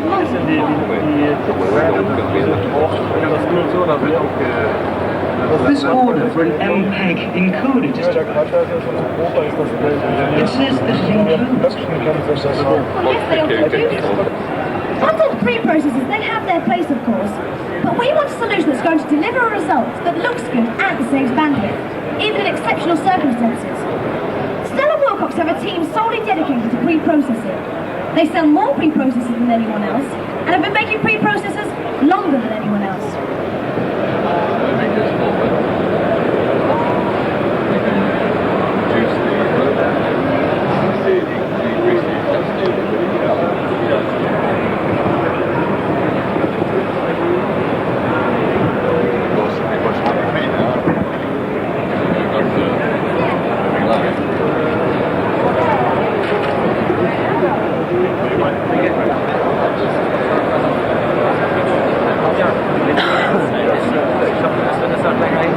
Ja, ist gut. Wieder machen.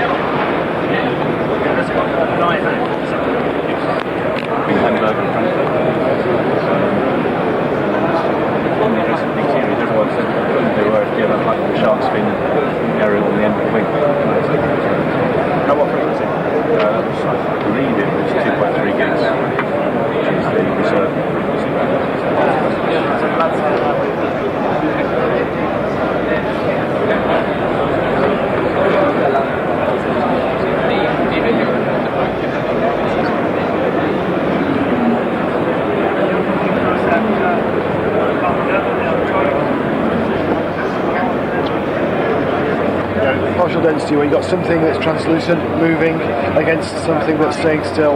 That again is fraught with problems. And we also got a little bit of contrary motion here where the reflection of the curtain is moving in one direction and the rubber part of the door is moving in the opposite. A certain amount of sharpness in there because of the blending. And we've also got these characteristic multiple edges on the edges there. They stay sharp. They move very naturalistically, and it really preserves the illusion of this having been shot with a high-speed camera rather than quite a few problems here. The exposure changes quite dramatically on successive frames, and we also get quite lots of unsteadiness because it's very hard to calibrate these multiple camera arrays to all be at the same level. We've got some very fine detail spray here with lots of parallax motion going on in it. So really preserved this spray nicely. Okay, Sim? Okay, thank you. Okay. Thank you very much. Welcome.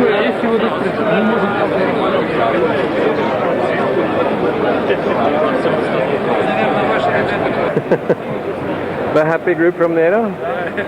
Successful group, huh?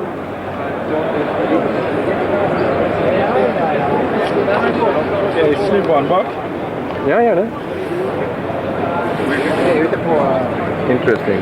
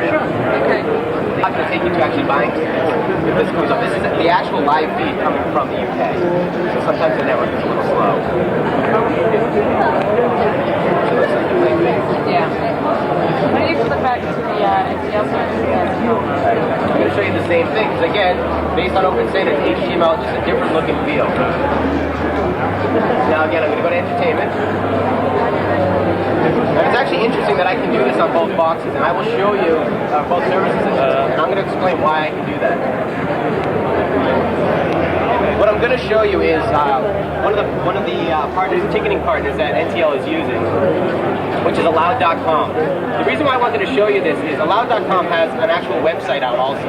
So they're not just creating for TV. This is Allowed.com's PC website, as you would see if you just type it in. In fact, I just have a real fast key.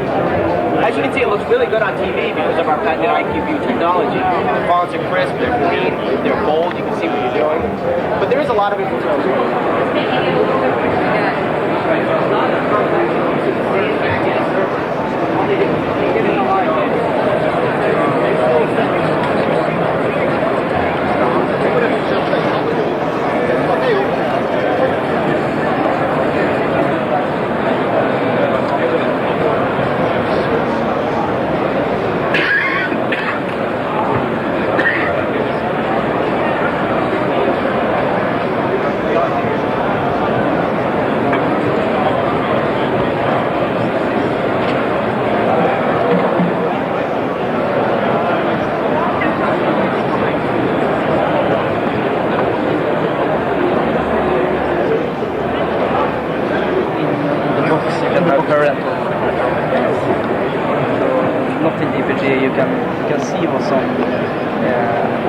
channel or whatever. You can do that in different types of channels.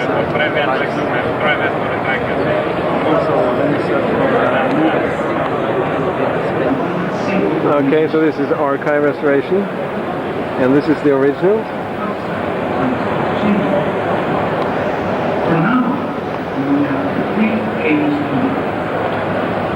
Ja, ganske utrolig, altså. Okay, that was the end of it.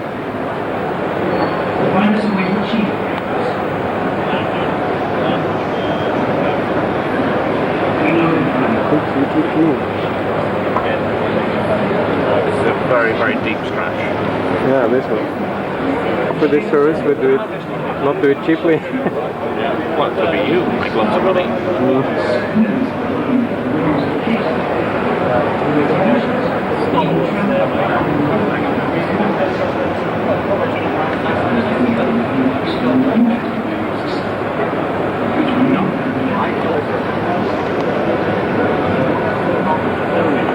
So it looks good.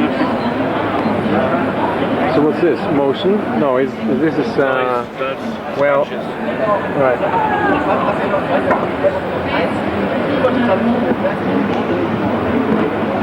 Like pick it up, move it around. So let's over a period of time, let's make some keyframes here. So maybe we'll slide it down and we'll just squash it there to get the impression that it's bouncing. So just squash it a little bit more like that. Okay, so that's one keyframe. And we'll start with it up here like so. So now it's going to bounce down to the bottom of the screen like that.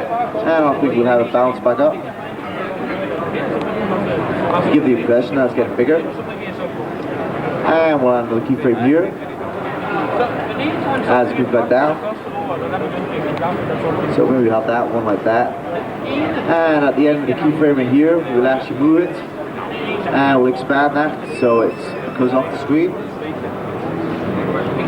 Like so. Okay, so now we have this keyframer. We've added a bounce to it. Bounce to the ball. Okay, so that's real time. Select that. Okay, let's press play. So you go. We have 3 video streams, 1 graphic stream, all working with 2D DV. You can actually go back into the filters below it and apply color correction. So let's go back into that.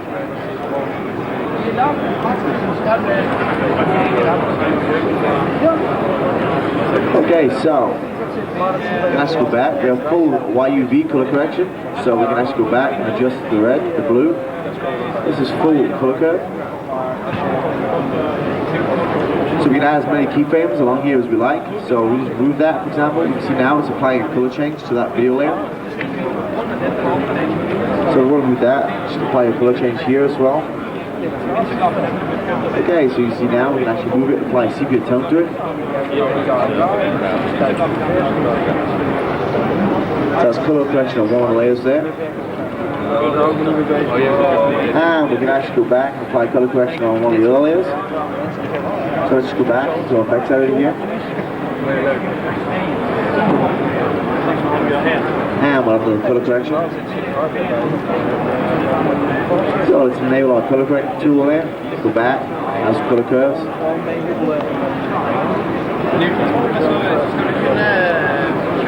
Okay, so maybe we'll just move that. And we'll just adjust the red like so. Okay, maybe a bit too much, so let's just keep that like that.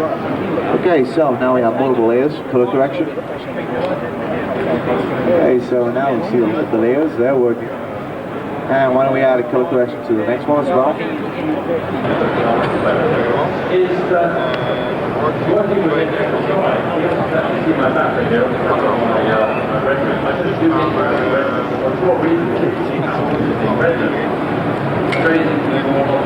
Within my camera view than any other view.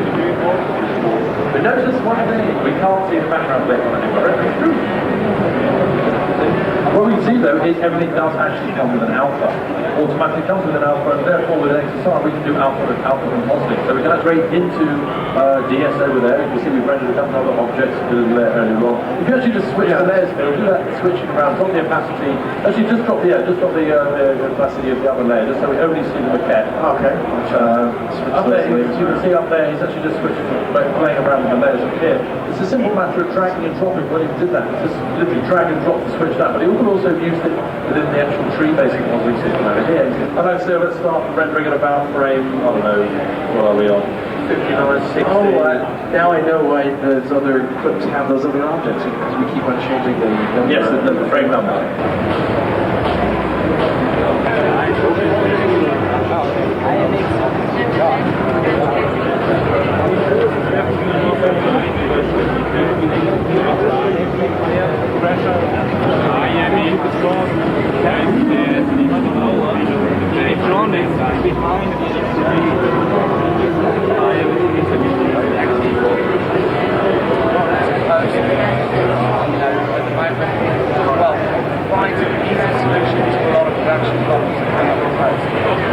Especially when you're dealing with matching 3D to live and stuff like that. You know, rather than getting into, first of all, stabilising an image and then putting tracking into it, whether it's tracking after the fact or putting markers in the scene, it all takes time. Whereas if you shoot a camera with the right camera path, you can off the camera.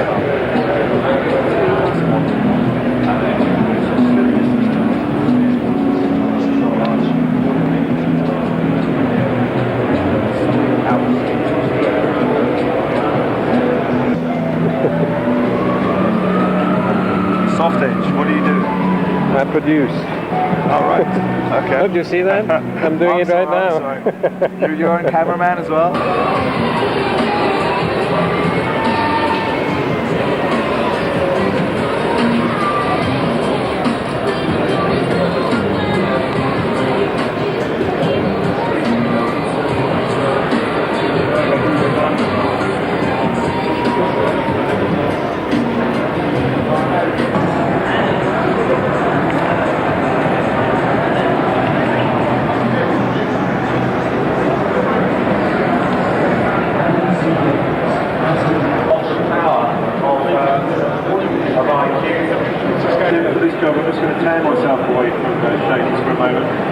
Start working with combustion. So you can see I've got the same background frame actually in the system, and again we're just going to pull in the same blue screen. Test this SPI box to its limit, and run this process bar. I'll put the box down there. We can see our little counter going there. Watch this time.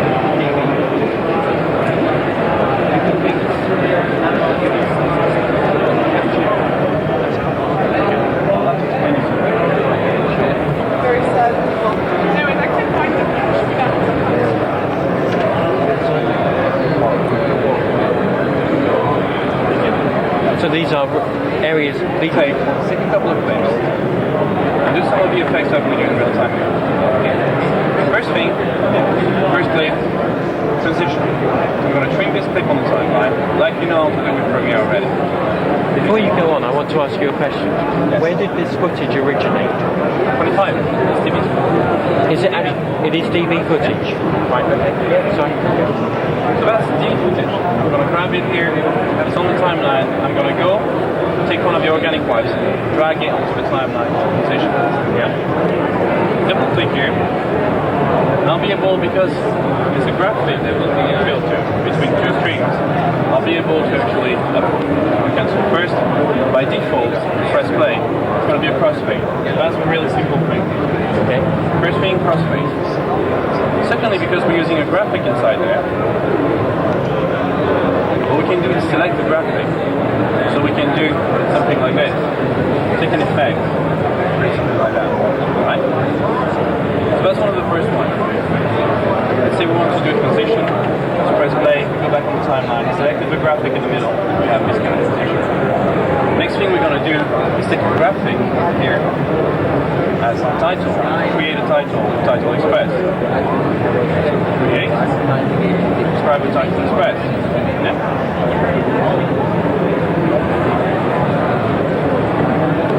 I've been typing so many things today I don't know what to type anymore. Say hello. Exactly.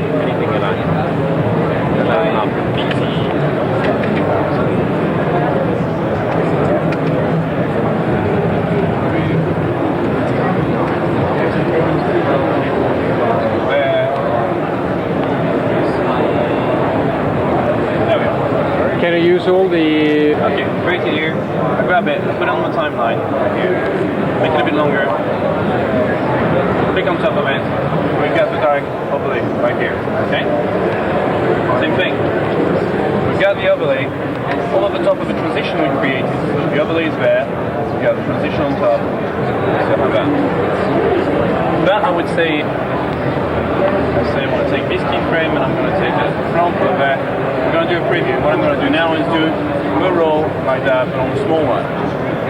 Now maybe that's not what I wanted to do. Maybe I want to live in full screen. I'm just going to do it. Yes, okay. In the middle here, it rolls itself. Maybe I want to do a rotation. So I grab this object and I rotate it. Remember, it's a 3D object now, so I can rotate it however I want. Yeah? I'll put it maybe that way. Here I'm going to put it that way. And here we'll go back to the default. Here the end. That default and the beginning. We started like that. So we do a preview. Now we took this page fill and we just completely modified it. And there you go. So we can do whatever we want.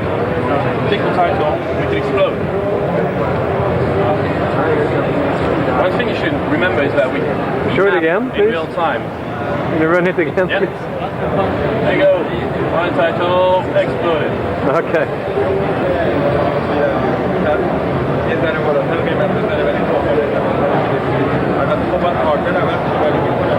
Something like that, or something keyframe in 3D. There's even a light on it? Sorry? There's even a light that is shine. Yeah, there's a reflection as well. Right. And you have a reflection and softness control. You can actually make the edge, hard edge, soft edge as well. There's a shadow, is there a shadow too? Not on the page draw, there's a shadow on the 3D and 2D DV. However, you can still transform it in 3D. This page draw, you can roll it like that. Right. And see through it.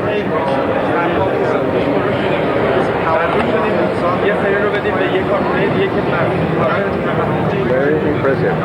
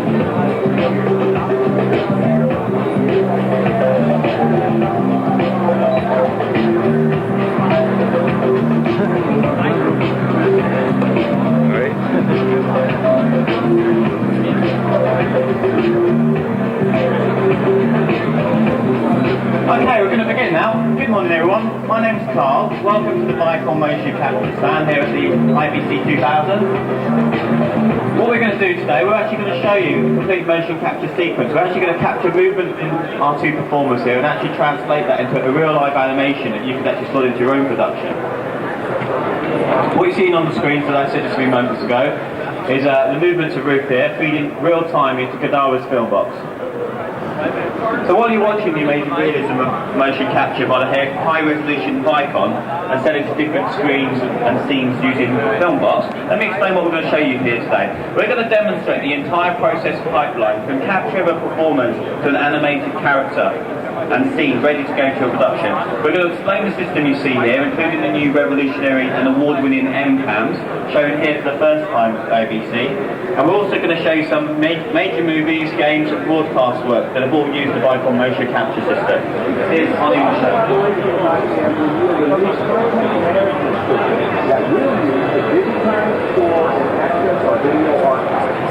When the system is up and running, the information contained on about a dozen video cases will be stored on a single cartridge. And then cheap robot technology will let us access the entire collection of broadcast quality digital video. As you can see here, we've got 6 performers being captured, 6 very loud performers being captured simultaneously with their weapons. You can notice in the background there, you can actually see the M-Cams that are picking up the motions of our performers.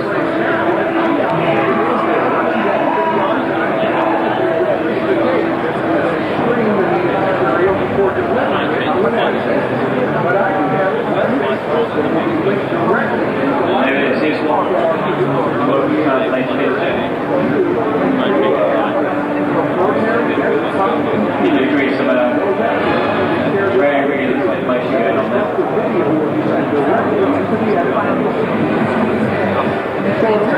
Right, we're going to move on. Yeah, we'll move on. I've got a few clips I want to show you, so I'm going to stick to most of that bit. What I'm going to talk about now, why has motion capture become standard for animation across several industries? Animation with the bonus of reduced production time and cost. I do need to make a point here. There are several technologies available capable of producing motion capture data. So why is Vicon the choice for major movie productions such as Star Wars, The Phantom Menace, Gladiator, The Patriot, The Mummy, award-winning computer games such as Ollie Musher, Perfect Dark, and a whole host of music videos and commercials? Well, it's the ability of our system here to produce quality data that shows right through to the animation. You're going to leave our show time with a trained eye, and I challenge you to find better quality motion capture data anywhere here.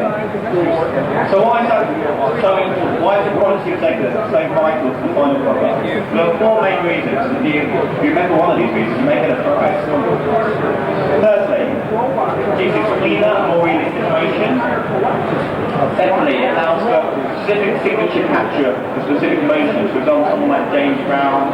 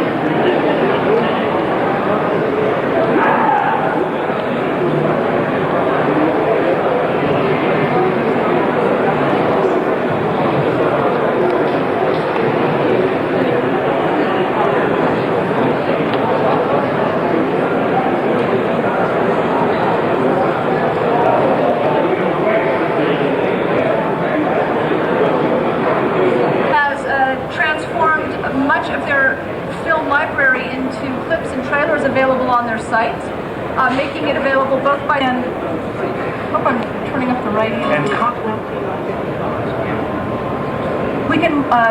We can facilitate the encode into multiple encode formats and bit rates. We've done a nice job here with the encode. You know, it has to constantly move forward or it dies. I think what we got on our hands is a dead shark. So nice integration or sort of the convergence of film and the internet here. But now look, if I like this clip, poof, I can click on the DVD or VHS link and buy it right here online. Not only is this driving more eyeballs to the MGM site, but as the user, I have a really easy way of buying this clip, and MGM, of course, gets the money more easily. But next up, what I'd like to talk to you is perhaps the pièce de la résistance these days is syndication. Garage customers have the largest volume of syndicated video on the web today, and the reason for that is we make it safe and secure to syndicate your content. You have complete control over who sees your video, what part of it they see, and when they see it. C-SPAN has been tracking the presidential campaign, and what they've done is not only publish the video to their site, but they have syndicated it out to various marquee sites on the web. And let's take a quick look at how that is experienced.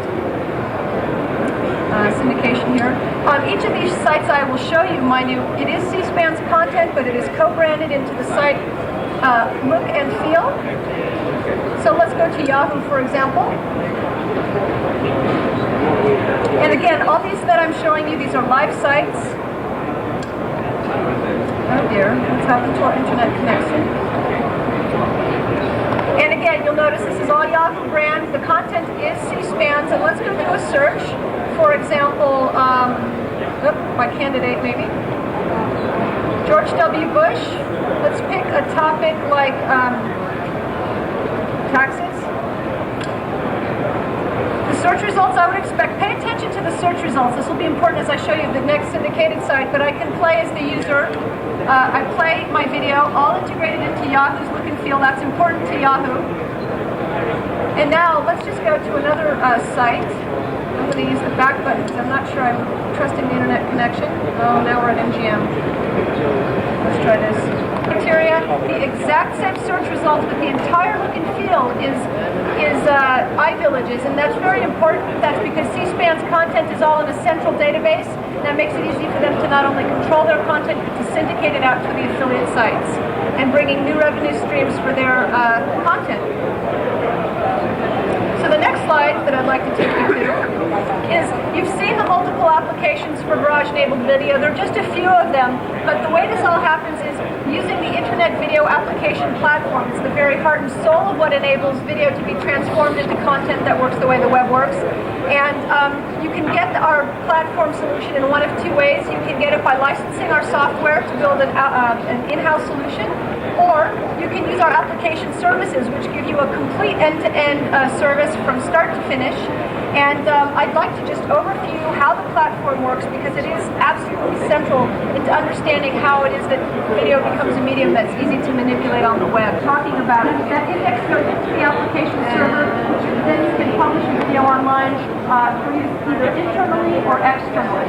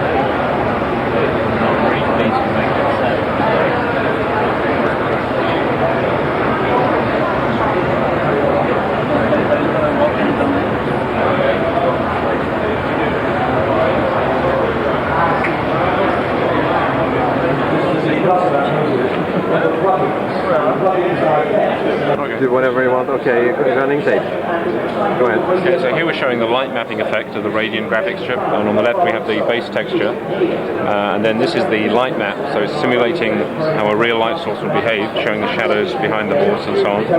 And then on the right hand side we're putting it together, the two texture, multi-texturing the base and the light together, to get a very realistic look of how that room would really look in reality. So that's the light mapping. Let's go to another example, which is the environment mapping. And now, again on the left, we're showing simple reflection, which doesn't look so realistic. And on the right-hand side, we're adding three textures, or combining three textures: the base, and also the reflection, but then also the bump map. So you see the bump effect. It makes it look again much more lifelike. What kind of resolution does the screen have? It's 1024? 1280 by. Okay. Look at the water simulation. Again, it's just a very. It's taking a lot of processing power in the graphics chip. That's now possible with the Radian. So again, very detailed effects and accurate effects with refraction and so on. You can see the ripple effects and the waves in the water. Okay. We see the skinning. This is to get again lifelike movement of characters in games, which often are very blocky and crude. On the left-hand side, you can see no skinning. The joints just look very wrong when you move them. They're just very artificial. With the skinning, we're using 4 matrices to capture all the information about how the joint would work, and you get a much better looking effect. So it stretches as the animal would in real life. Good. Okay. Let's see what else we have. The light if you look at the reflection. Glass reflection. So again, we're using the texture mapping to get very good reflections, which haven't been possible before with regular graphics cards. So you see the main character is reflected in the glass, and that reflection is merged with whatever other objects are behind the glass, and with the correct blending and transparency. Then you had there was some with a stairway. Okay. Which one was that? The transparency or?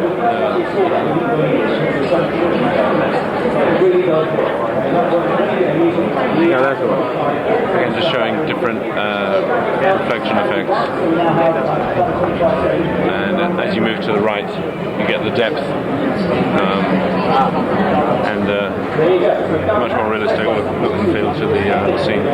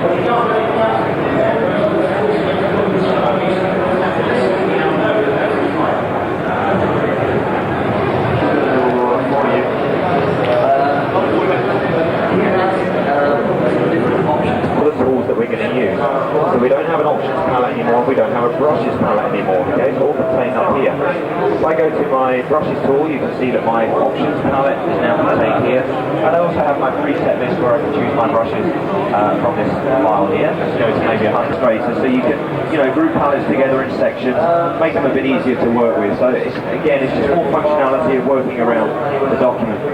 When we look at the actual changes of the program itself, the biggest change that we have is now the ability to work in vectors. Okay, you can imagine that everything in Photoshop normally is bitmap based or pixel based. Everything is now created using vectors. I'll show you what I mean. We've got a few tools here which allow me to create basic shapes. So this is a new function as well. Let's say you could never draw a circular work path before inside of Photoshop. Okay, you'd always have to copy and paste it from Illustrator, something like that. Well, I can now use my work path tool and just draw a circle, and we have a circular work path in here. What you'll notice with these shape tools, I do have three options here I can choose from. The third one I have here is just basically a fill object. If we look at my layers palette and I draw a new layer, it's going to fill that area with pixels but on my background layer, so it doesn't actually give me any editing options, anything like that. But what I do want is basically a mix between those two. Say we could draw a path and have it fill with pixels at the same time. That's ideally what we want. Well, that's what the shape layer does here. If I choose that now, draw myself a new circle, you see that immediately it creates me a brand new layer with a vector mask in place. Let me just move that down using my palette. Now you might not think, well, what's the point in that? Well, we have the ability then to just tweak the path and pull it around and treat it as if it is a live Illustrator vector shape. Okay, we can add points into it, we can move it, fill it with colour, do whatever we have to. The other nice thing about it though is the ability to scale it. Remember that vector information is totally resolution independent, no matter how big you make it. Okay, so let's free transform this. Let's do something we'd never do in Photoshop before. You'd never scale a pixel image up this big, would you? Seriously. Let's drag that there, let's just pull it to view so we can see it. Let's go to actual size preview, and you can see that my edge is still perfectly razor sharp. Okay, we're using vector information and it's rendering the pixels from that vector path every time we make a change to it. And obviously we can get the light source to affect the bevel in some really nice ways. Okay, so we're not just doing an outer light source, we're doing an above light source as well. What I can also do is add a texture into this as well. Let's put a texture on, and that affects the actual bump values of this layer. So it's like using a 3D bump map in a 3D program. So I just can use something like this. Let's go for a kind of a metallic look. I'm going to increase the size. Fairly bumpy there, that'll do. And I'll just change the depth so it's not quite so high. And what I want to do now is just to change this layer. I don't want it to be colour anymore. I want to maybe put a metallic gradient in there. Well, these new features we got here, we can actually add just brand new colours into this just by choosing an option. I'm going to turn that off. I'm going to apply a gradient overlay. See, the first thing it does, it drops in my standard black to white gradient, and it's still interacting with the effect that we have here. So I'm going to change my light source around and bring it in from the side, gets it a bit more metallic. And I'll just go back to my texture here and just make a few changes to it. Let's maybe pull it down a bit smaller. There we go. A little bit more like a grade. Sneak that down. There we go. So I've added a few different effects there. We've got, 5 effects added to this object. And what I'm going to do is show you, see we have the layers are stacked, or the effects are stacked vertically here now, so we do have the ability to turn them off one at a time, which you never had the option to do before.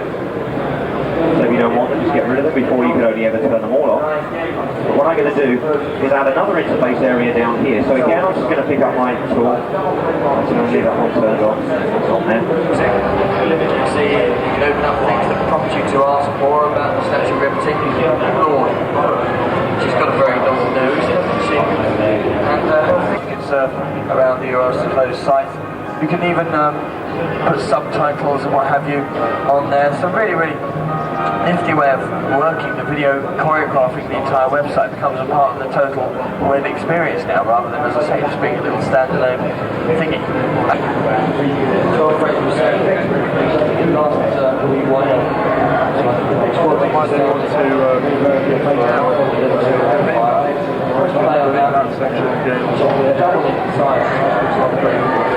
Play that. See some.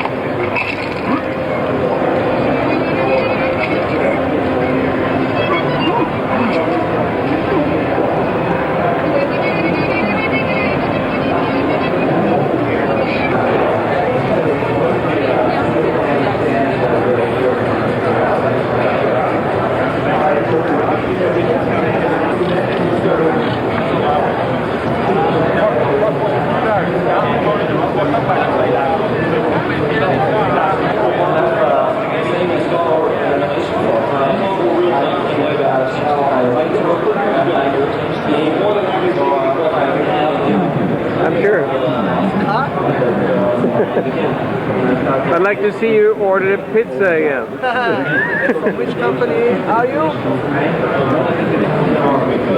So tell me what we're seeing.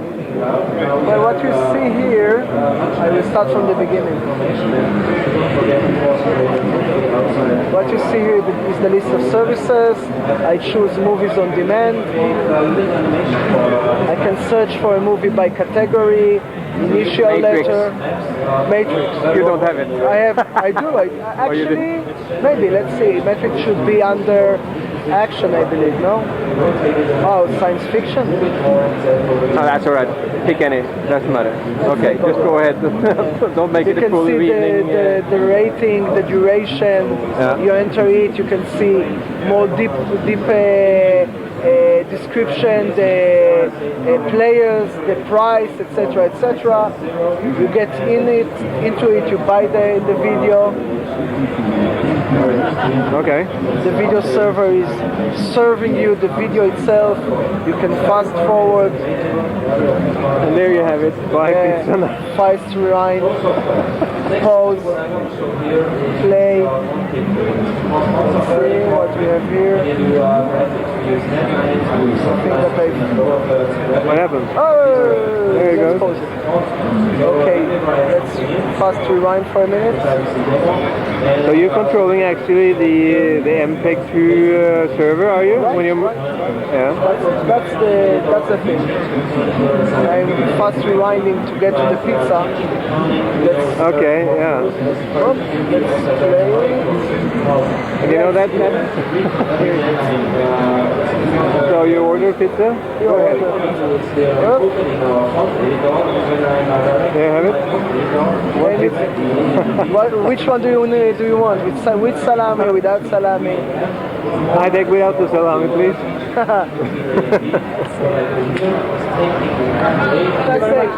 Bye-bye.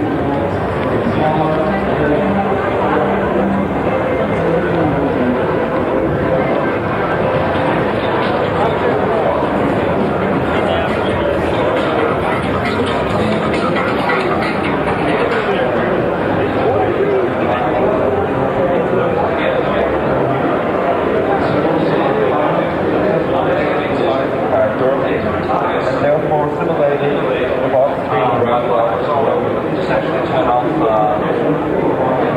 one of them myself. Now I can take these targets to kind of way beyond the scope of what they were originally intended for. So now what I have is, yeah, there we go, the wings come down nicely and they go back. Okay, so let's just get to kind of center frame there, maybe tweak them out a little bit too. There we go. So we'll say capture the current state. We'll call this X-wing map. There we go. Very good. So now, that's what I'm saying. All right, so now we actually should do some of the scene, right? Now, obviously, if you recall from that piece of footage that I had up there before, we're going to have a whole bunch of bats flying around this girl in the scene. So let me just load up that new scene. Right there. There it is. Get close to it in a second. All right. Obviously, at some point there's going to be a threshold where the 3D package is going to kind of be sick of having so many polygons. So what I can do is actually use a substitute, and the crowd control system provides the substitute, which is called the delegate, and the delegate has parameters which are very important to solving a good crowd equation. So let's just kind of check that out. So rather than using the bat at all right now, because we can swap it out later on for the final, let's just hide that and pull out this delegate here. There we go. Called the delegate prime for some strange reason. There it is. Cool. Placed in the center of the chest and also on the hands. Let me just unhide those. There are the hand ones right there, and there's the body one right there. And what I need to really do is just kind of get in there and just link them up, so bear with me while I do that for a second. One there, and I'll do the same with this one. I know the body one's already attached, so I don't have to worry about that one. Okay, cool. So now when she moves, those things are following her around, right? Cool. The next step. Now I need to tell the whole crowd system, that these delegates cannot go near the hands or the center of the body.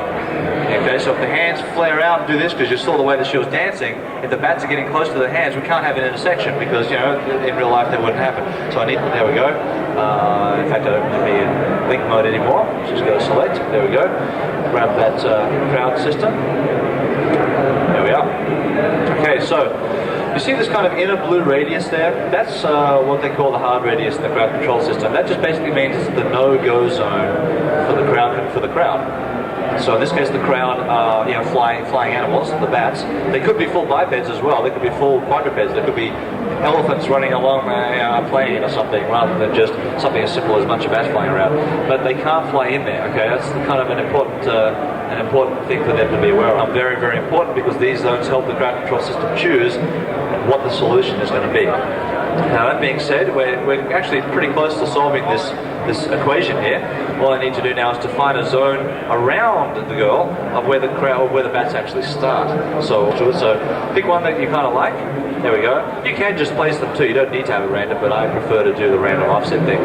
You might notice that they're all facing the same direction. Wow, that's kind of noisy, isn't it? And I can pass it off to someone else. Now, the way this demo usually goes is that we get into combustion and we show a little bit of how the final clip was put together. So I'm going to do that. But what you can do inside of 3 Studio Max, you can actually add kind of properties that get baked into the 2D flat rendered image. You can add an object ID, you know, just kind of like in RLA file formats you can, but RPF solves a lot of the problems that RLA had in terms of being a production useful format. So I can add that in there. I could also even add some effects to my materials. I can say, all right, here's my body material. I'm going to call it material number 1, but my eyes are going to be called material number 2, and I'm going to be able to extrapolate that in combustion. And I'll show you that right now too. I'll show you what that's all about. And then what you do is, when you've set it all up and you're ready to go, you send it off as an RPF file format. Let me just kind of show you where that is and all the channels that are associated with it. There they are.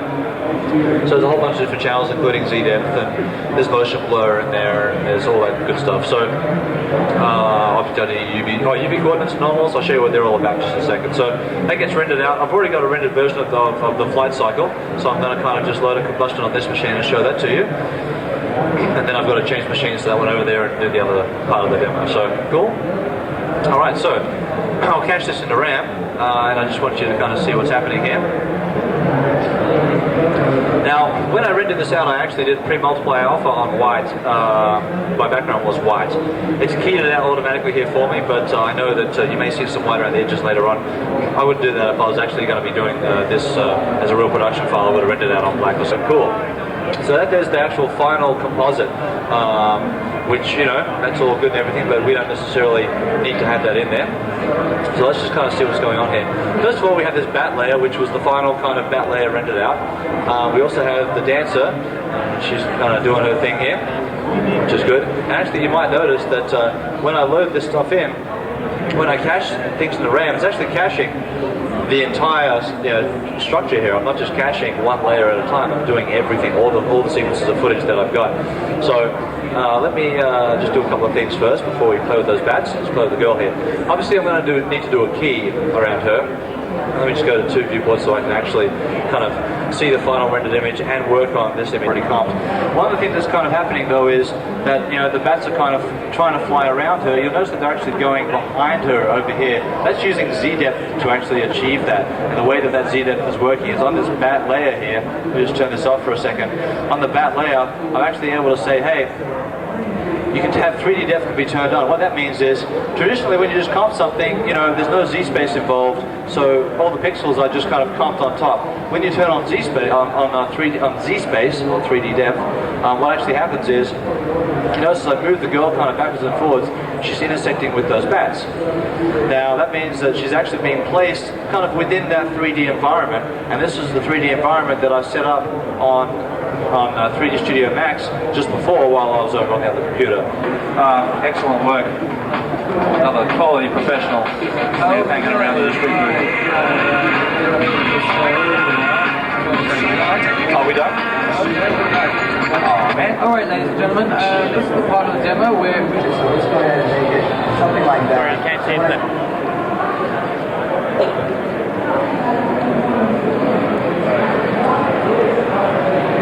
Okay, I'm running tape. Good. Well, hi Helga.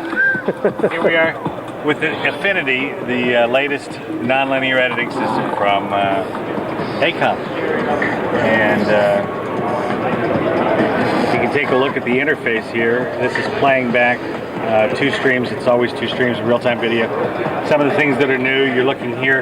If I blow this up a little bit, you can see we now have a, oh, where is this?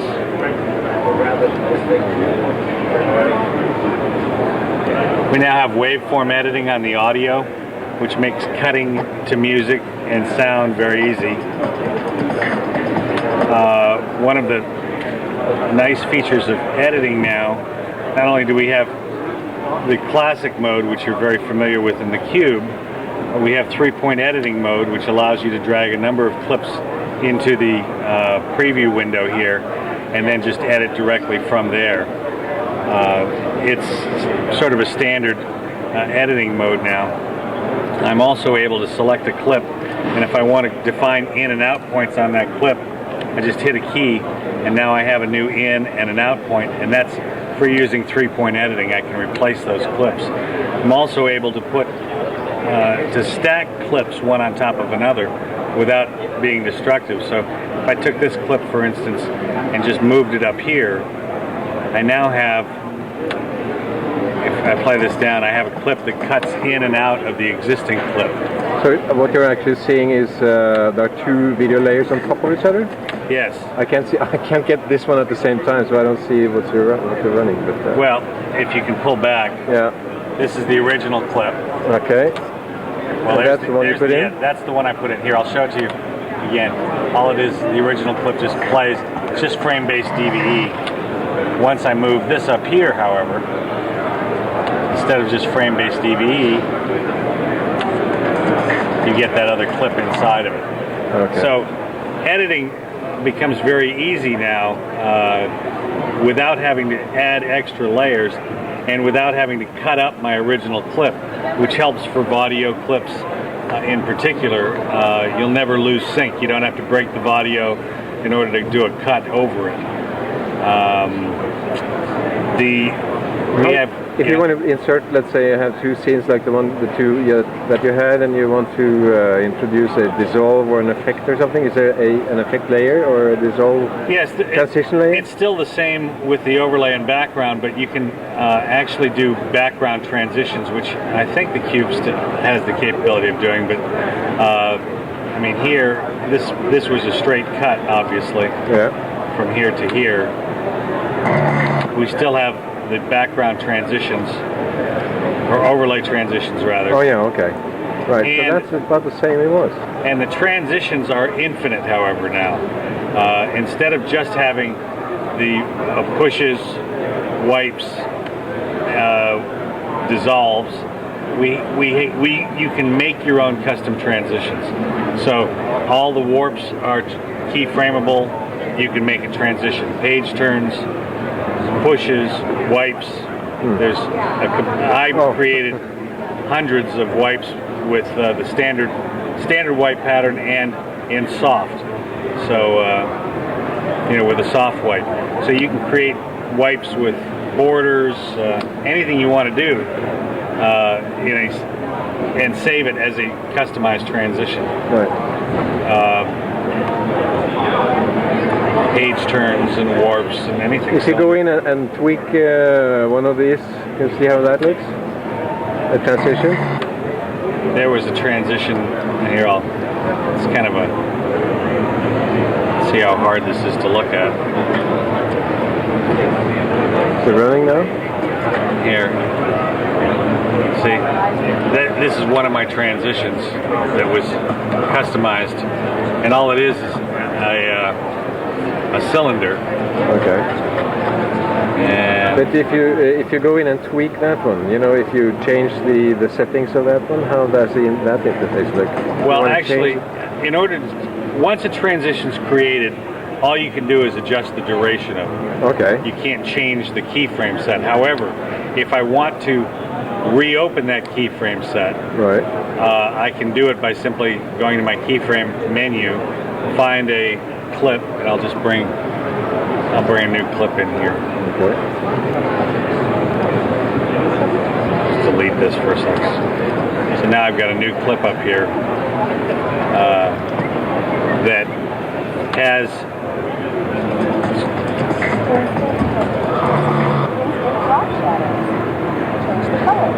well, now this already has a whole lot of keyframes to it, if you'll notice. Where are the key? Oh, those are the one on top there? Those are the keyframes. Okay, but let me pull up a clip that has no keyframes.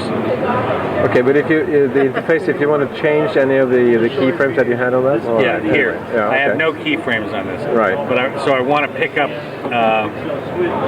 keyframes from someplace else, and so I select here, and I open keyframe set. And now if I go to my desktop, my hard drive, my application folder, which would be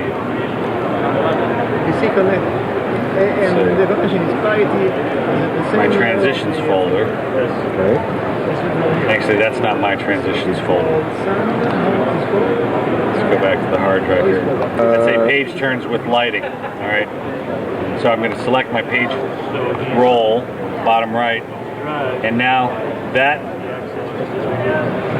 keyframe set appears in here, and this. Can I write share?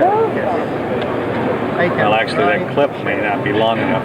In that case, without. I have access to that drive. And it's not. I need at least a 10-second clip. My computer. And those keyframes. Now you can watch. But you know, it's not the custom, not the habits of the edit. It's got lighting on it. It's got a roll. Right. And that's the keyframe set that we used for that transition that I just. But if you want to change any of these settings, I mean that interface that if you double click, I guess on the arrows there, those are keyframes, right? Yeah. So if you I click select on one of those, well, I just select it and it shows me the menu. Right. That's what I'm. Because there's my lighting. That's what it's using all the time, you know. Yeah. There's my warp. Okay. Though it changes, it's kind of neat. It pops up from the bottom. Yeah. Right. Well, we do 601. 601. You know, most DVE effects are not easy to create. So once you create it, you don't want to have to create it again. Right. You save these as keyframe sets, and then you can apply them to anything. A keyframe set, however, is a certain duration. You see, this is 10 seconds long.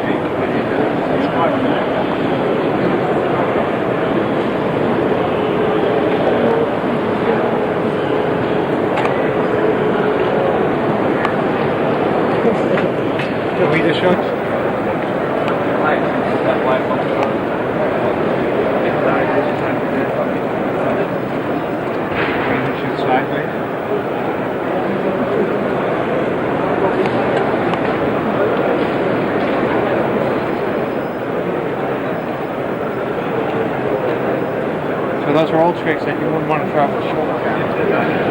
Oh, well, it gives you wonderful dynamic motion.